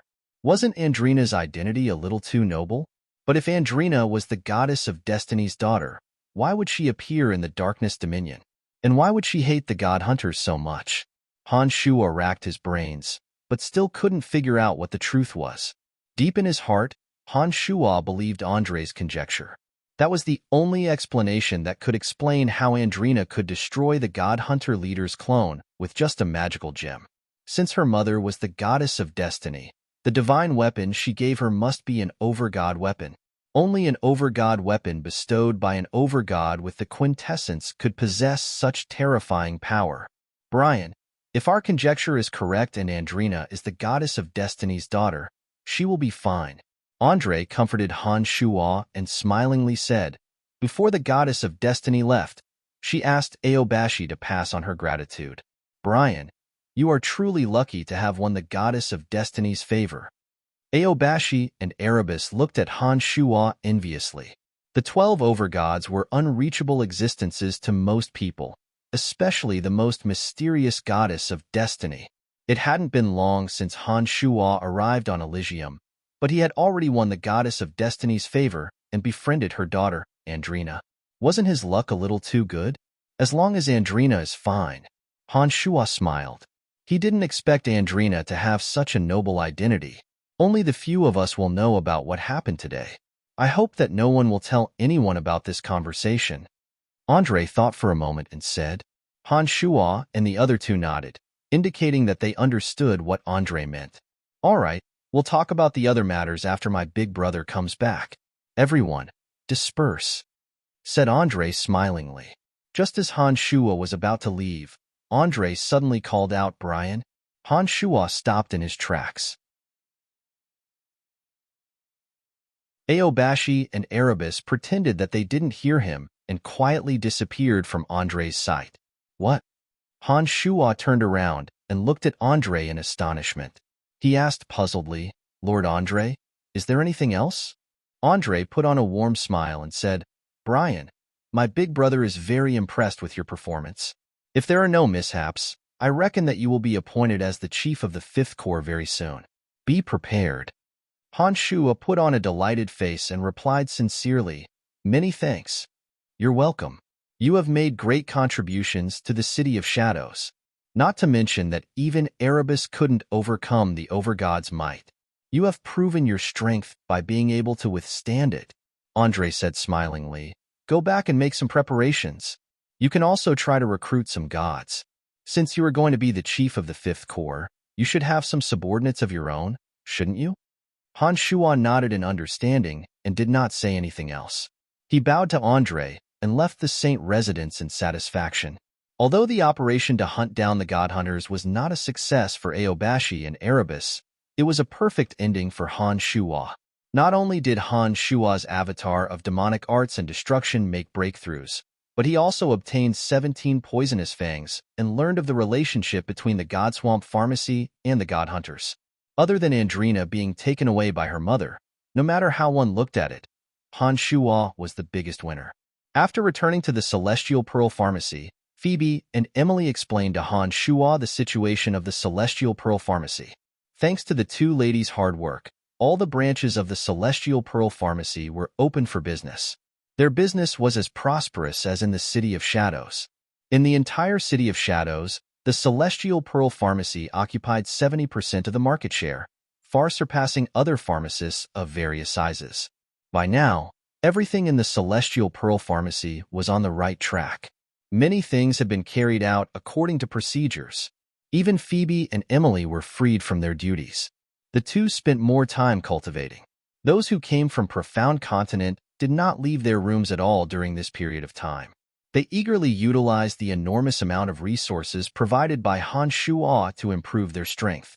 For those who could cultivate to the pinnacle in the harsh environment of Profound Continent, with sufficient resources and an elemental energy environment that was hundreds of times richer than that of Profound Continent, their progress was truly remarkable. In just a short period of time, everyone's strength had increased by a level. Statholm the Old Monster, Ermite Cotton, and a few others had reached the early stage low god realm. Candide and Emma, who weren't particularly strong, had leaped several realms and were on the verge of reaching the base god realm.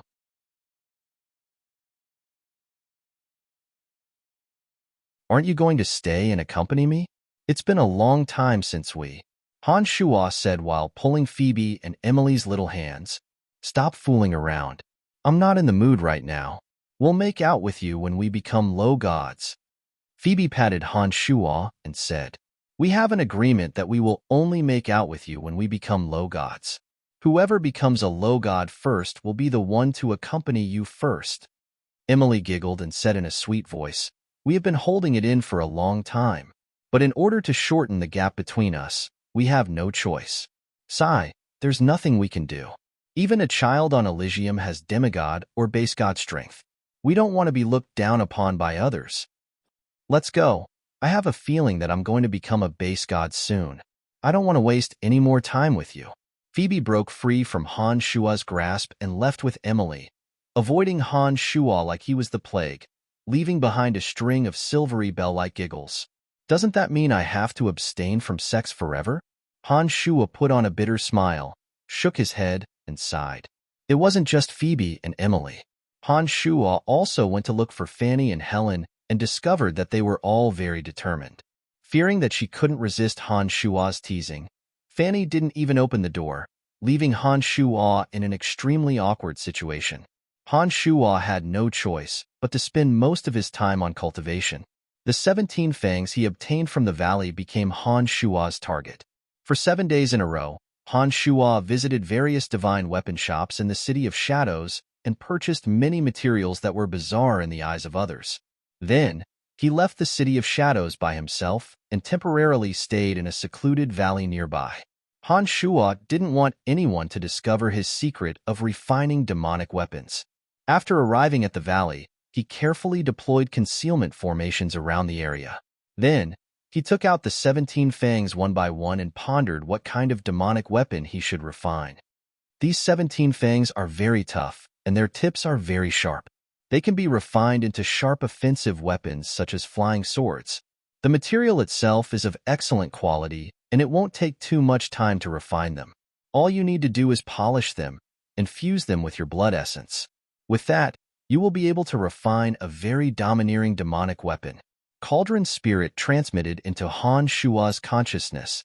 Then I'll refine them into 17 flying swords. Han Shuo decided after thinking for a moment, make some changes to the 17 flying swords according to my requirements. When the time comes, I will attach a dozen or so demon generals to them. The 17 flying swords can also form a sword formation. With the powerful corrosive properties of the material, this demonic weapon will be much more vicious than your previous ones. Cauldron Spirit suggested, that would be for the best. Han Shuo was overjoyed after hearing Cauldron Spirit's suggestion. To him, the more destructive the demonic weapon, the better.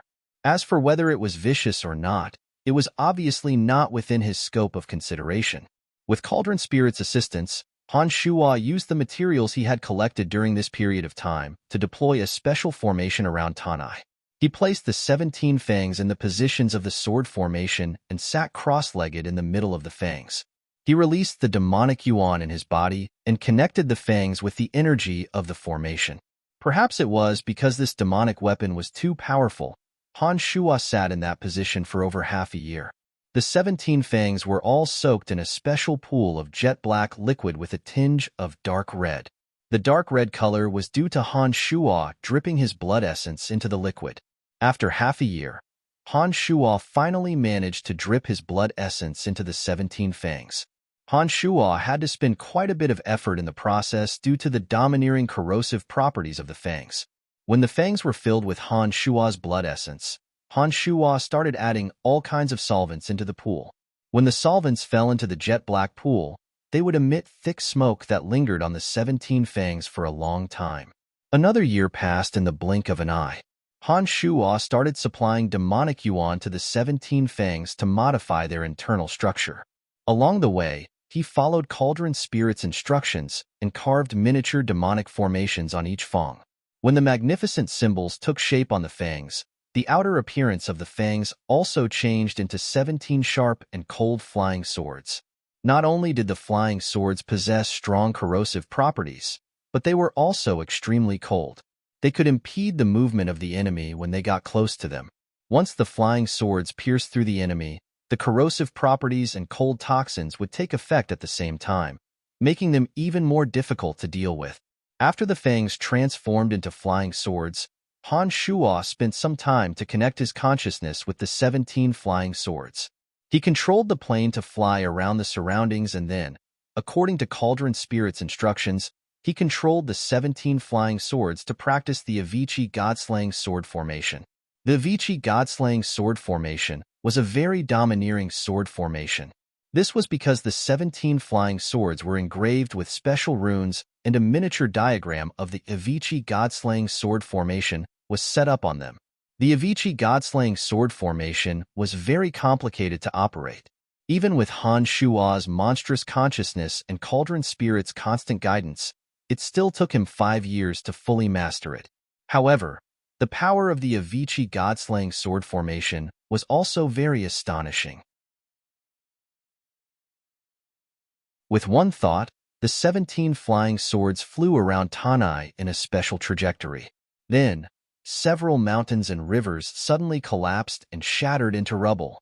With this Avicii God-slaying sword formation, you will be able to slaughter early-stage high god experts even without my help. Cauldron Spirit transmitted to Han Shuo on the day the sword formation was completed. Han Shuo was overjoyed. During the process of practicing the Avicii God-slaying sword formation, he could sense that the demonic yuan in his body was getting purer and purer. 7 years passed in the blink of an eye. By the time he walked out of the valley, he could sense that his state of mind in the Omen realm had become more and more stable. His confidence had never been greater. 7 years later, Han Shuo returned to the City of Shadows. 7 years might be a long time for mortals, but for the gods on Elysium who possessed almost infinite lifespans, it was but a snap of the fingers. Therefore, when Han Shuo returned to the City of Shadows, he did not notice any special changes in the city. No one felt that Han Shuo had been away for a long time. Everyone was still as respectful as ever when they saw Han Shuo. Those fellows from Profound Continent had all reached the Low God realm after 7 years. Yes, all of them. Ermite Cotton, Statholm the Old Monster, and a few others had even reached late-stage Low God realm.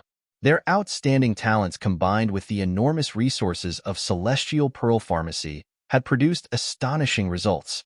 For a moment, Han Shuo found it hard to believe that these fellows had reached a whole new realm. What delighted Han Shuo the most was not Ermite Cotton, Statholm, and a few others who had reached late-stage Low God realm. It was the progress of Gilbert, Sanguiner, and Balins that surprised Han Shuo even more. Among them, Sanguiner and Balins cultivated demonic arts, while Sanguiner's cultivation of Blood God Mantra was nearing completion. Although Han Shuo could not determine the exact level of Blood God Mantra, Sanguiner had steadily surpassed Ermite Cotton, Statholm the Old Monster, and the others. He had become the most powerful individual in the Celestial Pearl Pharmacy. Han Shuo knew that Sanguiner possessed the body of Sanguiner and that the Blood God Mantra was tailor-made for him. Sanguiner, who cultivated in Blood God Mantra, had very little reliance on the elements of heaven and earth. He was already an extraordinary cultivator on Profound Continent. It was only natural that he would undergo such a transformation after receiving proper guidance from Han Shuo on Elysium. Balins, who cultivated in the god-slaying demonic path, was able to release and withdraw his killing intent at will. Among these fellows, Balins had been assigned to Erebus by Han Shuo in advance and had become a bloodthirsty weapon. During the past 7 years, he had killed countless people and his killing intent had grown denser and denser.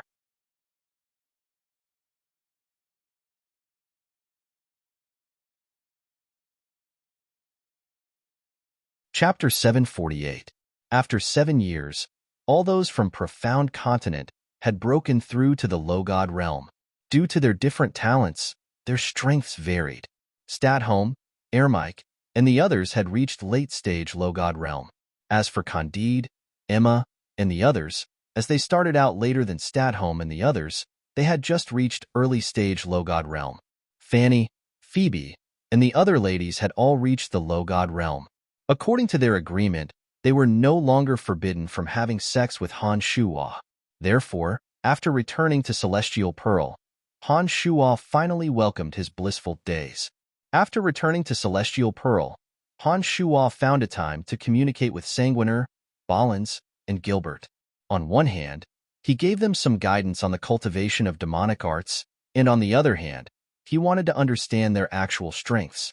As Sanguiner and Balins were currently cultivating in demonic arts, Han Shuo had a fairly good understanding of their situation. However, Gilbert was a little special. His body was refined from a demonic weapon and his soul had once cultivated in demonic arts. Moreover, he was still relentlessly practicing that soul-strengthening demonic art. But after arriving on Elysium, Gilbert began cultivating in the energy of darkness and had even broken through to the low-god realm.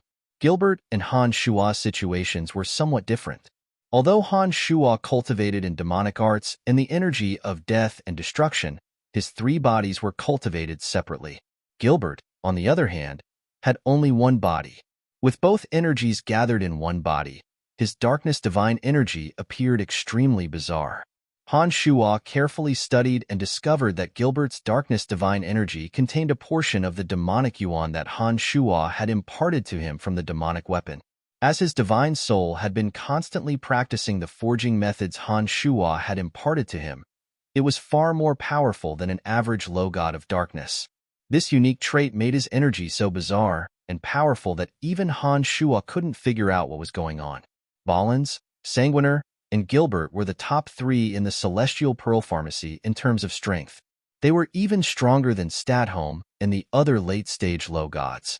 Given their cultivation speed, it was only a matter of time before their strengths improved. Within 7 years, the Celestial Pearl Pharmacy had become the largest pharmacy merchant in the City of Shadows, earning Han Shuo nearly 2 million black crystal coins. Nowadays, any god who visited the City of Shadows would try their best to purchase some of the medicines refined by Han Shuo. The medicines refined by Han Shuo had become a unique commodity in the City of Shadows, attracting many gods to the City of Shadows. This was also Phoebe's idea. Back then, Phoebe had asked for a portion of the medicines refined by Han Shuo. Over the past 7 years, Phoebe would take out some of the medicines from time to time and sell them in the various branches of the Celestial Pearl Pharmacy. She would only sell a few dozen bottles of those medicines on special occasions.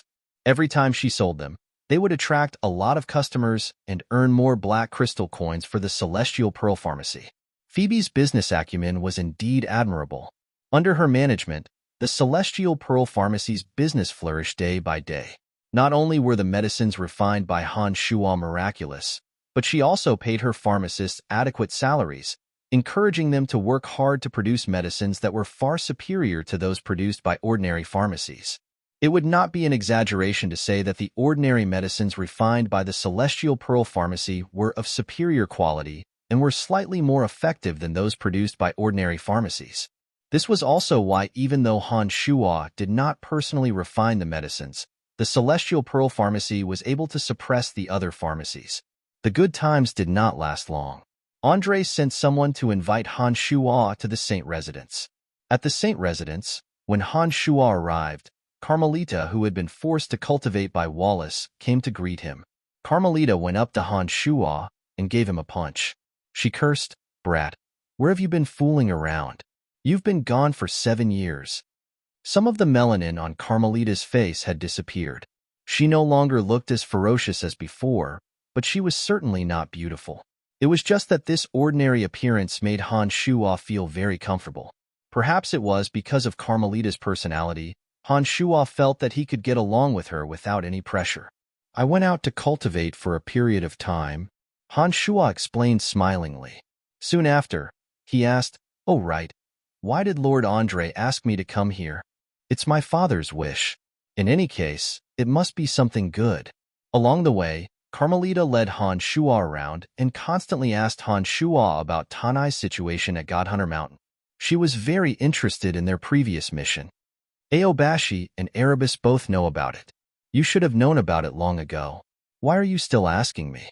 Han Shuo asked curiously after listening to Carmelita's incessant questioning. "Those two are hemming and hawing. They don't give me a clear answer. It's as though there's something they don't want me to know. That's why I'm here to ask you," Carmelita said angrily. Han Shuo's heart jolted when he heard that. He understood why Aobashi and Erebus did not explain the matter clearly to Carmelita. That matter involved 2 overgods, especially the most mysterious overgod of destiny. Aobashi and Erebus had been reminded by Andre before and knew that there were some things that they kept to themselves. Carmelita, in particular, was not a scheming person and was straightforward with her words.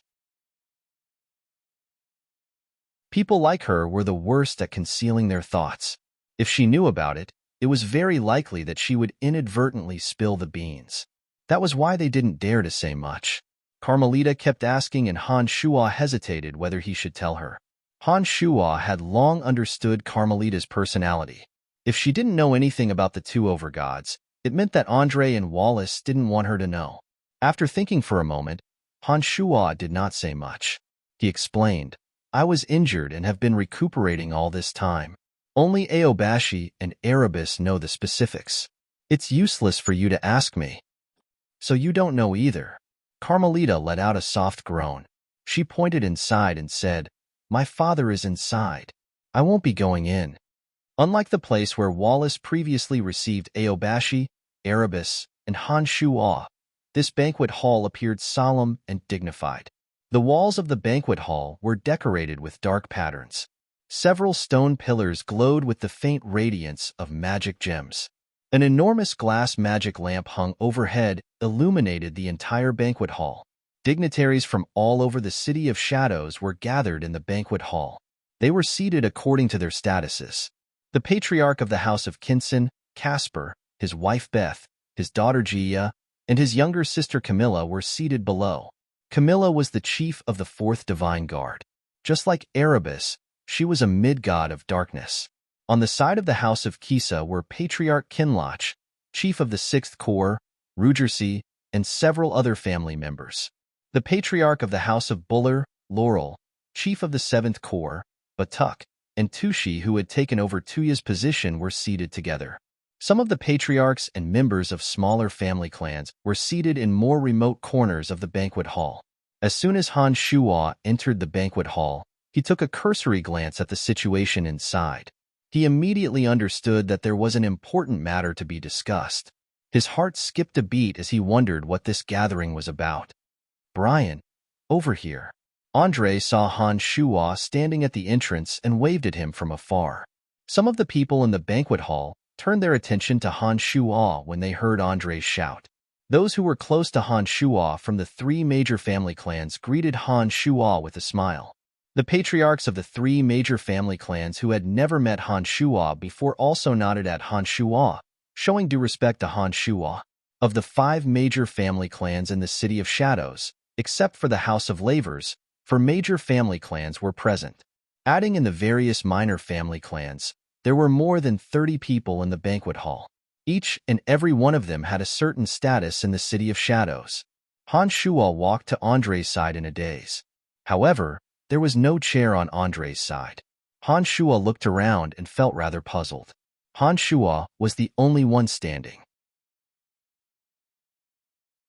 This made Han Shuo feel rather awkward. There were many people who were close to Han Shuo. There were still some empty seats on the major family clan side, but none of them invited Han Shuo to take a seat.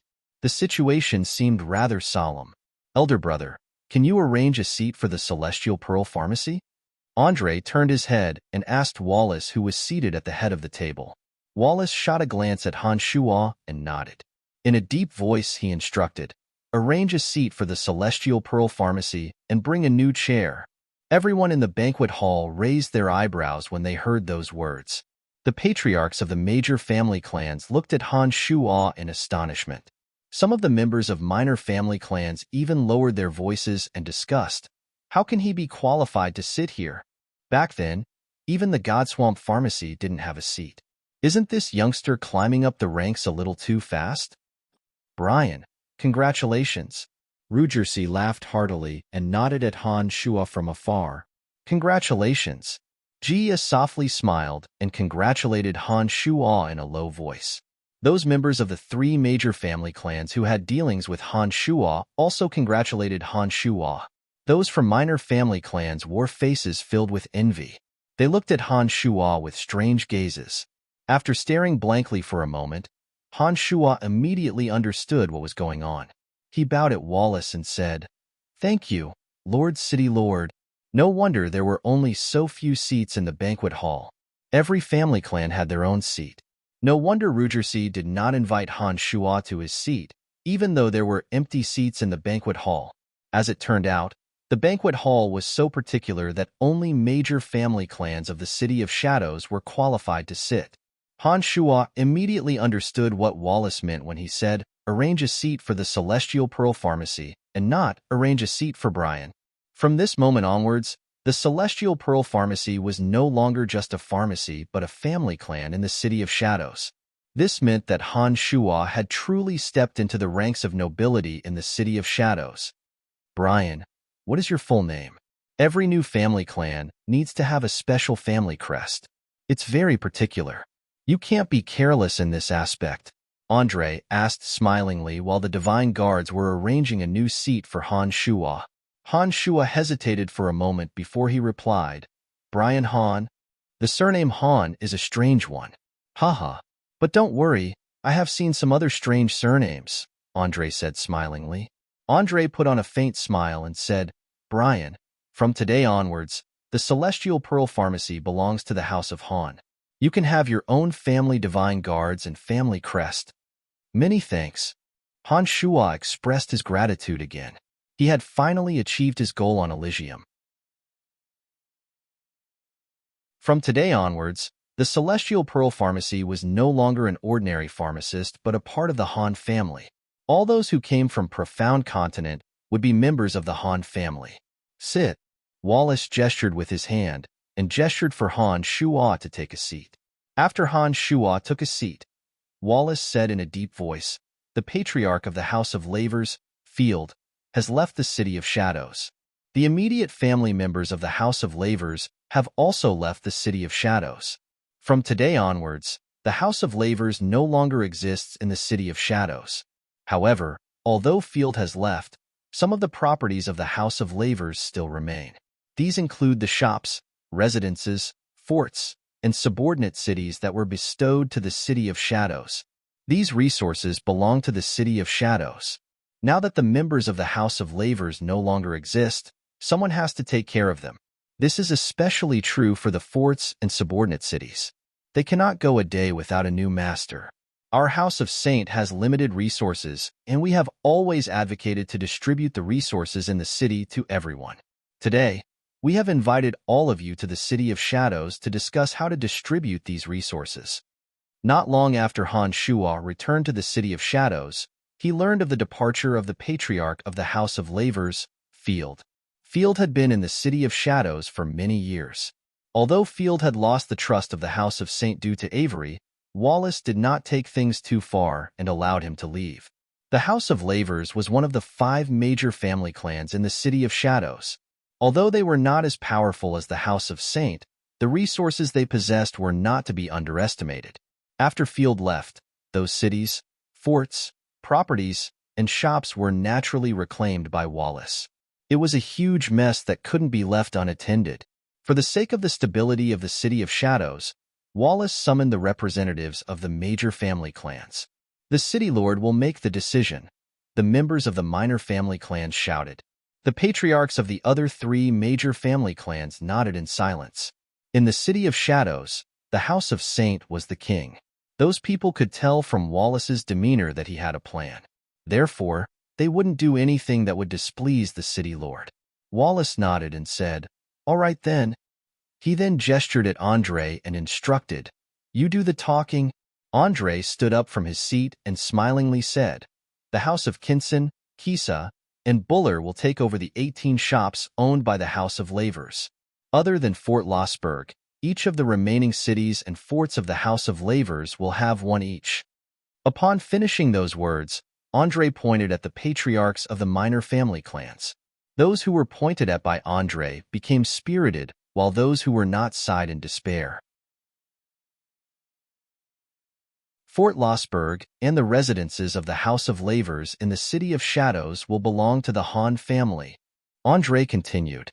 Han Shuo was overjoyed when he heard those words. Those members of the minor family clans began to make a fuss.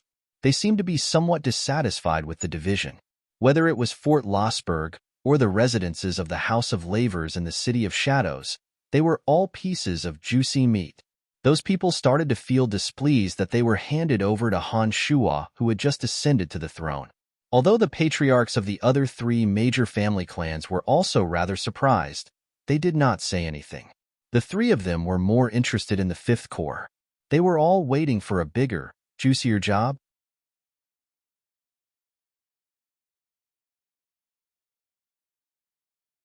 Chapter 749.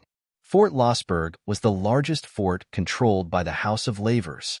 It was 1/7 the size of the City of Shadows. It was surrounded by mountains that were rich in natural resources. There were also several small-scale energy mines. It was the largest stronghold of the House of Lavers outside the City of Shadows. This fort was obviously much more valuable than the cities that Andre assigned to the lesser family clans. Other than the fact that Fort Lossberg was a little far from the City of Shadows, there was nothing else that could be said about it. It was no wonder that the patriarchs of lesser family clans were displeased when they heard that Andre had handed over Fort Lossberg to Han Shuo. Han Shuo had visited the House of Lavers residences in the City of Shadows when he first arrived in the City of Shadows. Each and every one of those buildings towered into the clouds and occupied an enormous area. They had all the facilities one could wish for. Energy towers and energy boundaries could be found in every area. There were even several gymnasiums. In the City of Shadows, where every inch of land was worth its weight in gold, it was truly a luxurious mansion. Even the Celestial Pearl Pharmacy that Han Shuo was currently residing in paled in comparison to that mansion. Now that the Lavers family, one of the 5 major family clans, had left, it would be impossible to purchase that mansion without several million black crystal coins. Fort Lossberg and that mansion in the City of Shadows were the 2 biggest pieces of meat left behind by the House of Lavers. Now that both pieces of meat had been handed over to the Han family by Andre, it would be strange if the patriarchs of lesser family clans didn't complain. Han Shuo did not expect that Andre and Wallace would be so generous. It was as though all the good things were going to happen to him. Fort Lossberg and the mansion of the Lavers' residence were 2 of the most coveted pieces of meat.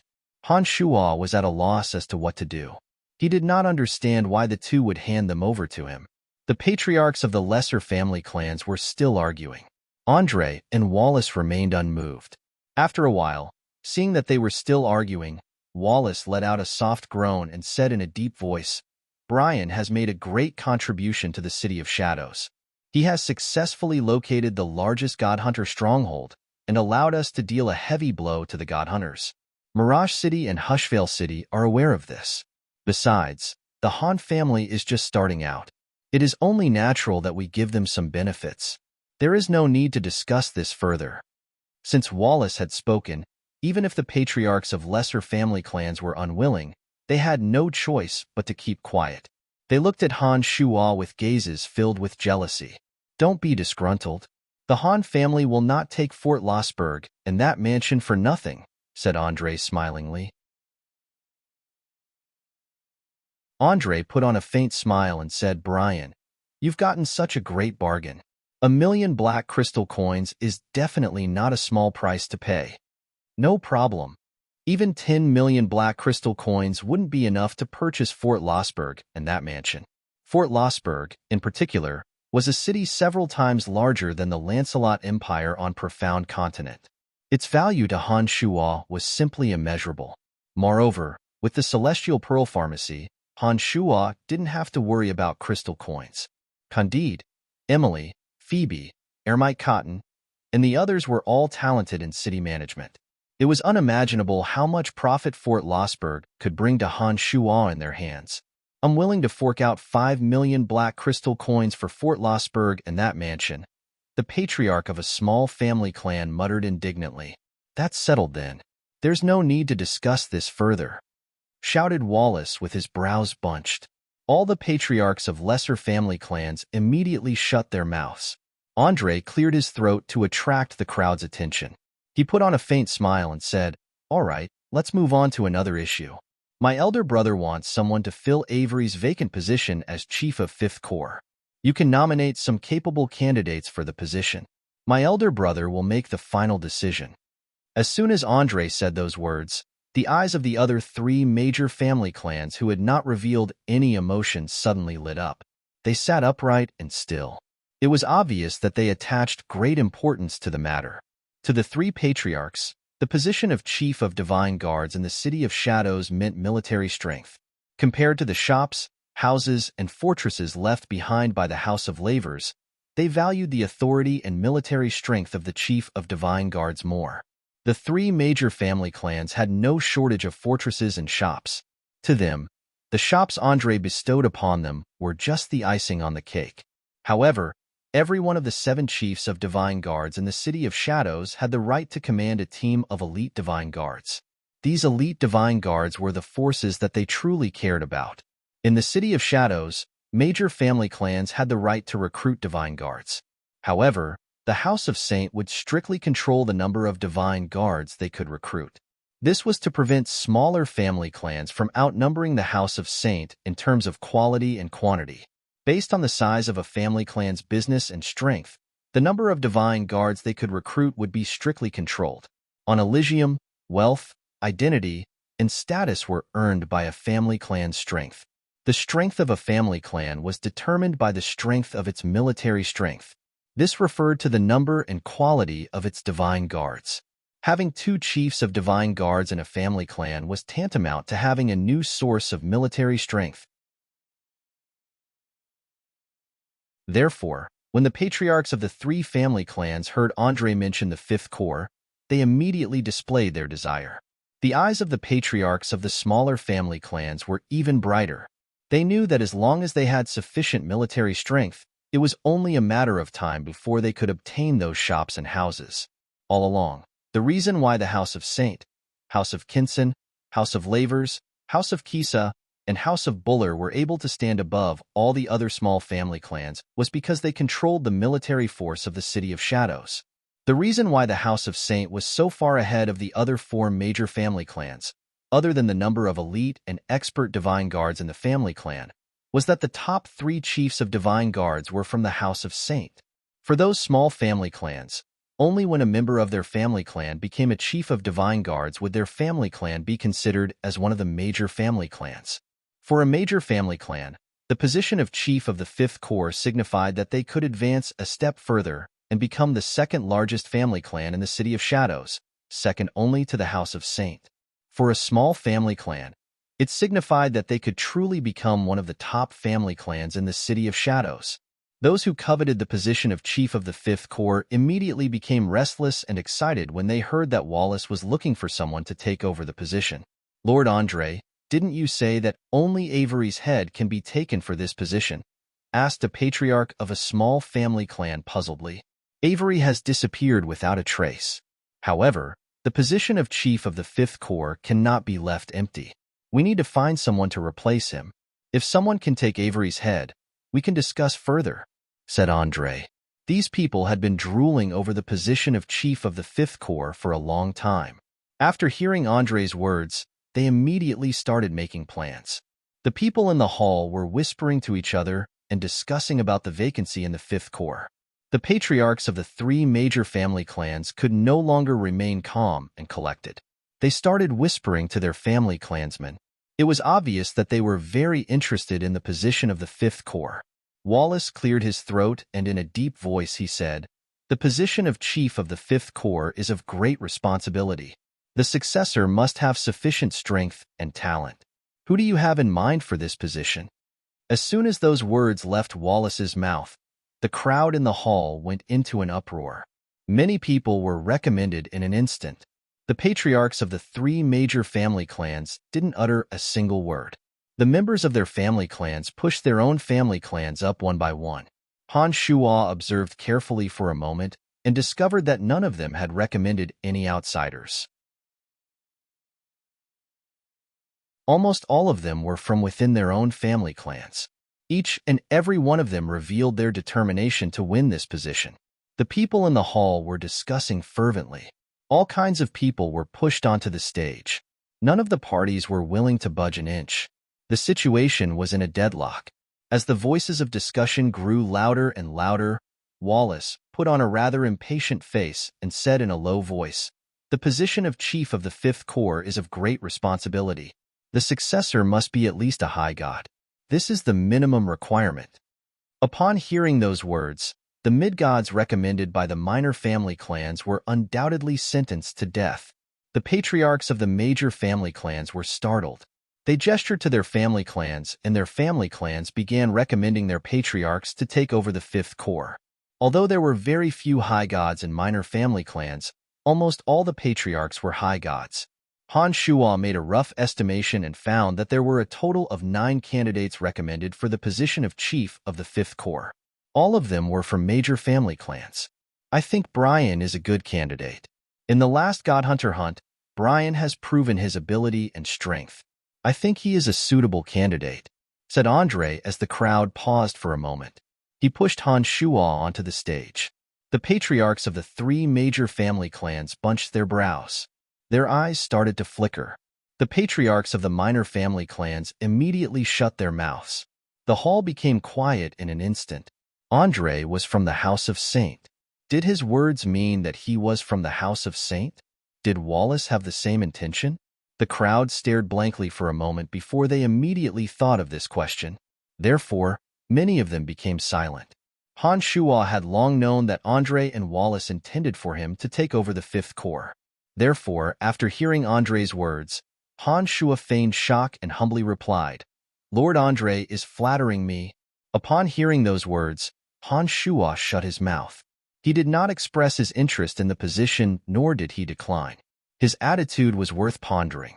"I think Brian is a good candidate," said Wallace in a soft voice after keeping silent for a long while. The patriarchs of the minor family clans felt bitter in their hearts after hearing those words from Wallace. However, they still put on serious looks on their faces. None of them made a sound. The patriarchs of the three major family clans did not have much contact with Han Shuo. However, some members of their family clans were very close to Han Shuo due to the Celestial Pearl Pharmacy. If it was just an ordinary position, the patriarchs of the three major family clans might just give it to Han Shuo. However, this was a matter of great importance. Even though they had a good relationship with the Celestial Pearl Pharmacy, they could not give it to Han Shuo. Therefore, the patriarchs of the three major family clans remained silent. Their eyes flickered with uncertainty. Although they did not say a word, they had indirectly revealed their unwillingness to cooperate.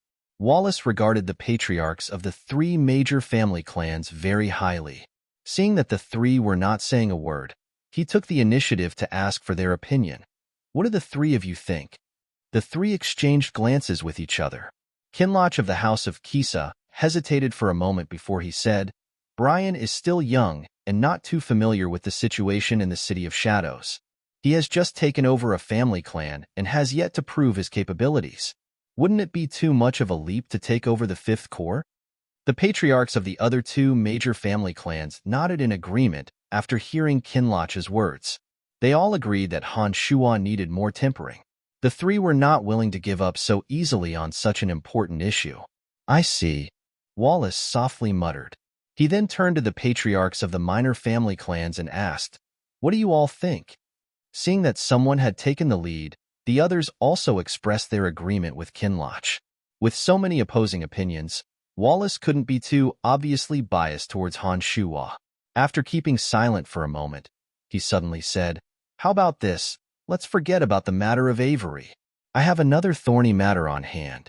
I have received news that someone has discovered a large energy crystal mine near Fort Lossberg. The area doesn't belong to any city. Currently, various forces are gathering there. I have sent some men to investigate, but I have yet to receive any news. I reckon that the odds are against them. Whoever can find that energy crystal mine and claim it as the private property of the City of Shadows will be the new chief of the Fifth Corps. Isn't that fair?" After hearing Wallace's words, the crowd no longer raised any objections. The patriarchs of the three major family clans were the first to nod in agreement. The three major family clans had stood proudly in the City of Shadows for many years. They had an advantage over other family clans in many aspects. It was obvious that the three major family clans believed that they had the upper hand and therefore readily agreed.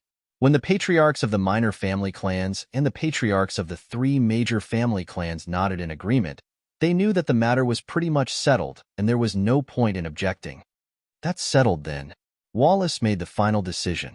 Soon after, in a deep voice, he reminded, "I will send someone to investigate. I hope that the major family clans will refrain from using their family clan forces. Every competitor is only allowed to bring 10 people to the mine. Those who exceed that number will be automatically eliminated. Also, other than the competitor themselves, the divine guards must not be high gods." The three major family clan patriarchs pursed their lips after hearing Wallace's words, but did not say a word. Even if there were only 10 divine guards, they would still consider their family clan's divine guards to be the elites. Besides, even if there were only 10 divine guards, they could still use their family clan forces to investigate the situation. One last reminder. It is strictly forbidden to kill one's own people. You should know the consequences if you violate this rule. With that, Wallace waved his hand and said, "That's all for today. You can all go back now." The crowd stood up one after another, saluted Wallace and Andre, and left the hall. Just as Han Shua was about to leave, Andre lightly coughed and said, "Brian, about the 1,000,000 black gold coins, we still need to discuss it." Han Shua nodded smilingly. He knew that Andre had something to say to him. The patriarchs of the major family clans who left knew that Han Shua had a close relationship with the House of Saint. When they saw that Andre had asked Han Shua to stay behind, they could not help but complain in their hearts. Soon enough, the hall was empty. Wallace stood up, nodded at Han Shua, and smilingly said, "Although I have the intention to let you take over the Fifth Corps, the obstacles are just too great. You will have to work hard on your own." After taking a short pause, Wallace went over and patted on Han Shua's shoulder in a very amiable manner, saying, "Do well. The City of Shadows will not mistreat you." Upon finishing those words, Wallace and Andre nodded at Han Shua and left the hall. After Wallace left, Andre smilingly said, "My elder brother believes that in order to ascend to power, one must overcome the cruel competition. You have won Fort Lossberg and the mansion of the Lavers family for your performance against the God Hunters. Whether or not your Han family can take over the Fifth Corps will depend on your own efforts." "Lord Andre, you didn't ask me to stay just to talk about this, did you?" Han Shua put on a faint smile and said meaningfully, "Haha, you youngster." Andre laughed heartily. Shortly after, he said, "Erebus is currently at Fort Lossberg. I have already asked him to keep an eye on things over there. You can go there and have a chat with Erebus. I believe he will tell you everything he knows." There was no such thing as true fairness in this world. Andre's words to Han Shua were obviously cheating. Given that Han Shua had once saved Erebus' life, Erebus would not hesitate to inform Han Shua if he had any information. Perhaps Erebus would even lend some of the elite divine guards of the Third Corps to Han Shua. "I knew that Lord Andre would have something good for me." Han Shua laughed heartily. "All right, it is the House of Saints' fortune to have you come to the City of Shadows. Since the goddess of destiny has such a good impression of you, perhaps our house of Saint will benefit from your glory in the future. Andre said jokingly. He then patted on Han Shua's shoulder and said in a friendly manner, "As for the 1,000,000 black gold coins, it will be used to shut the mouths of those in our house of Saint. Go back and tell Phoebe about it." After taking a short pause, Andre praised, "Youngster, you are really lucky. That woman Phoebe is very business-minded. There shouldn't be any problems in leaving Fort Lossberg to your family." "All right, I know what to do," Han Shua replied smilingly and left the house of Saint. All these years, Phoebe had delivered Carmelita's share of the profits on time. As the Celestial Pearl Pharmacy flourished under her management, Carmelita would receive more and more black gold coins every time. The House of Saint was very satisfied, and they began to admire Han Shua's ability to judge people. After returning to the Celestial Pearl Pharmacy, Han Shua gathered everyone and informed them of the news he had received today. When they heard that the Han family had officially established their position in the City of Shadows and had acquired Fort Lossberg and a mansion owned by the Lavers family, the crowd was indescribably excited. This was especially true for Han Shua's women, Phoebe, Emily, Fanny, Lisa, Jasper, and the others were clamoring to move into the mansion immediately. "You guys take care of this matter." Han Shua forwardly delegated the power and said to Phoebe, "Withdraw 1,000,000 black gold coins and send it to the House of Saint." Han Shua pointed at Sanguiner, Bollins, and Gilbert and said, "The three of you, come with me." You're tuning in to the Warrior Lore YouTube channel. Don't forget to subscribe and join us on this journey to catch the most captivating stories.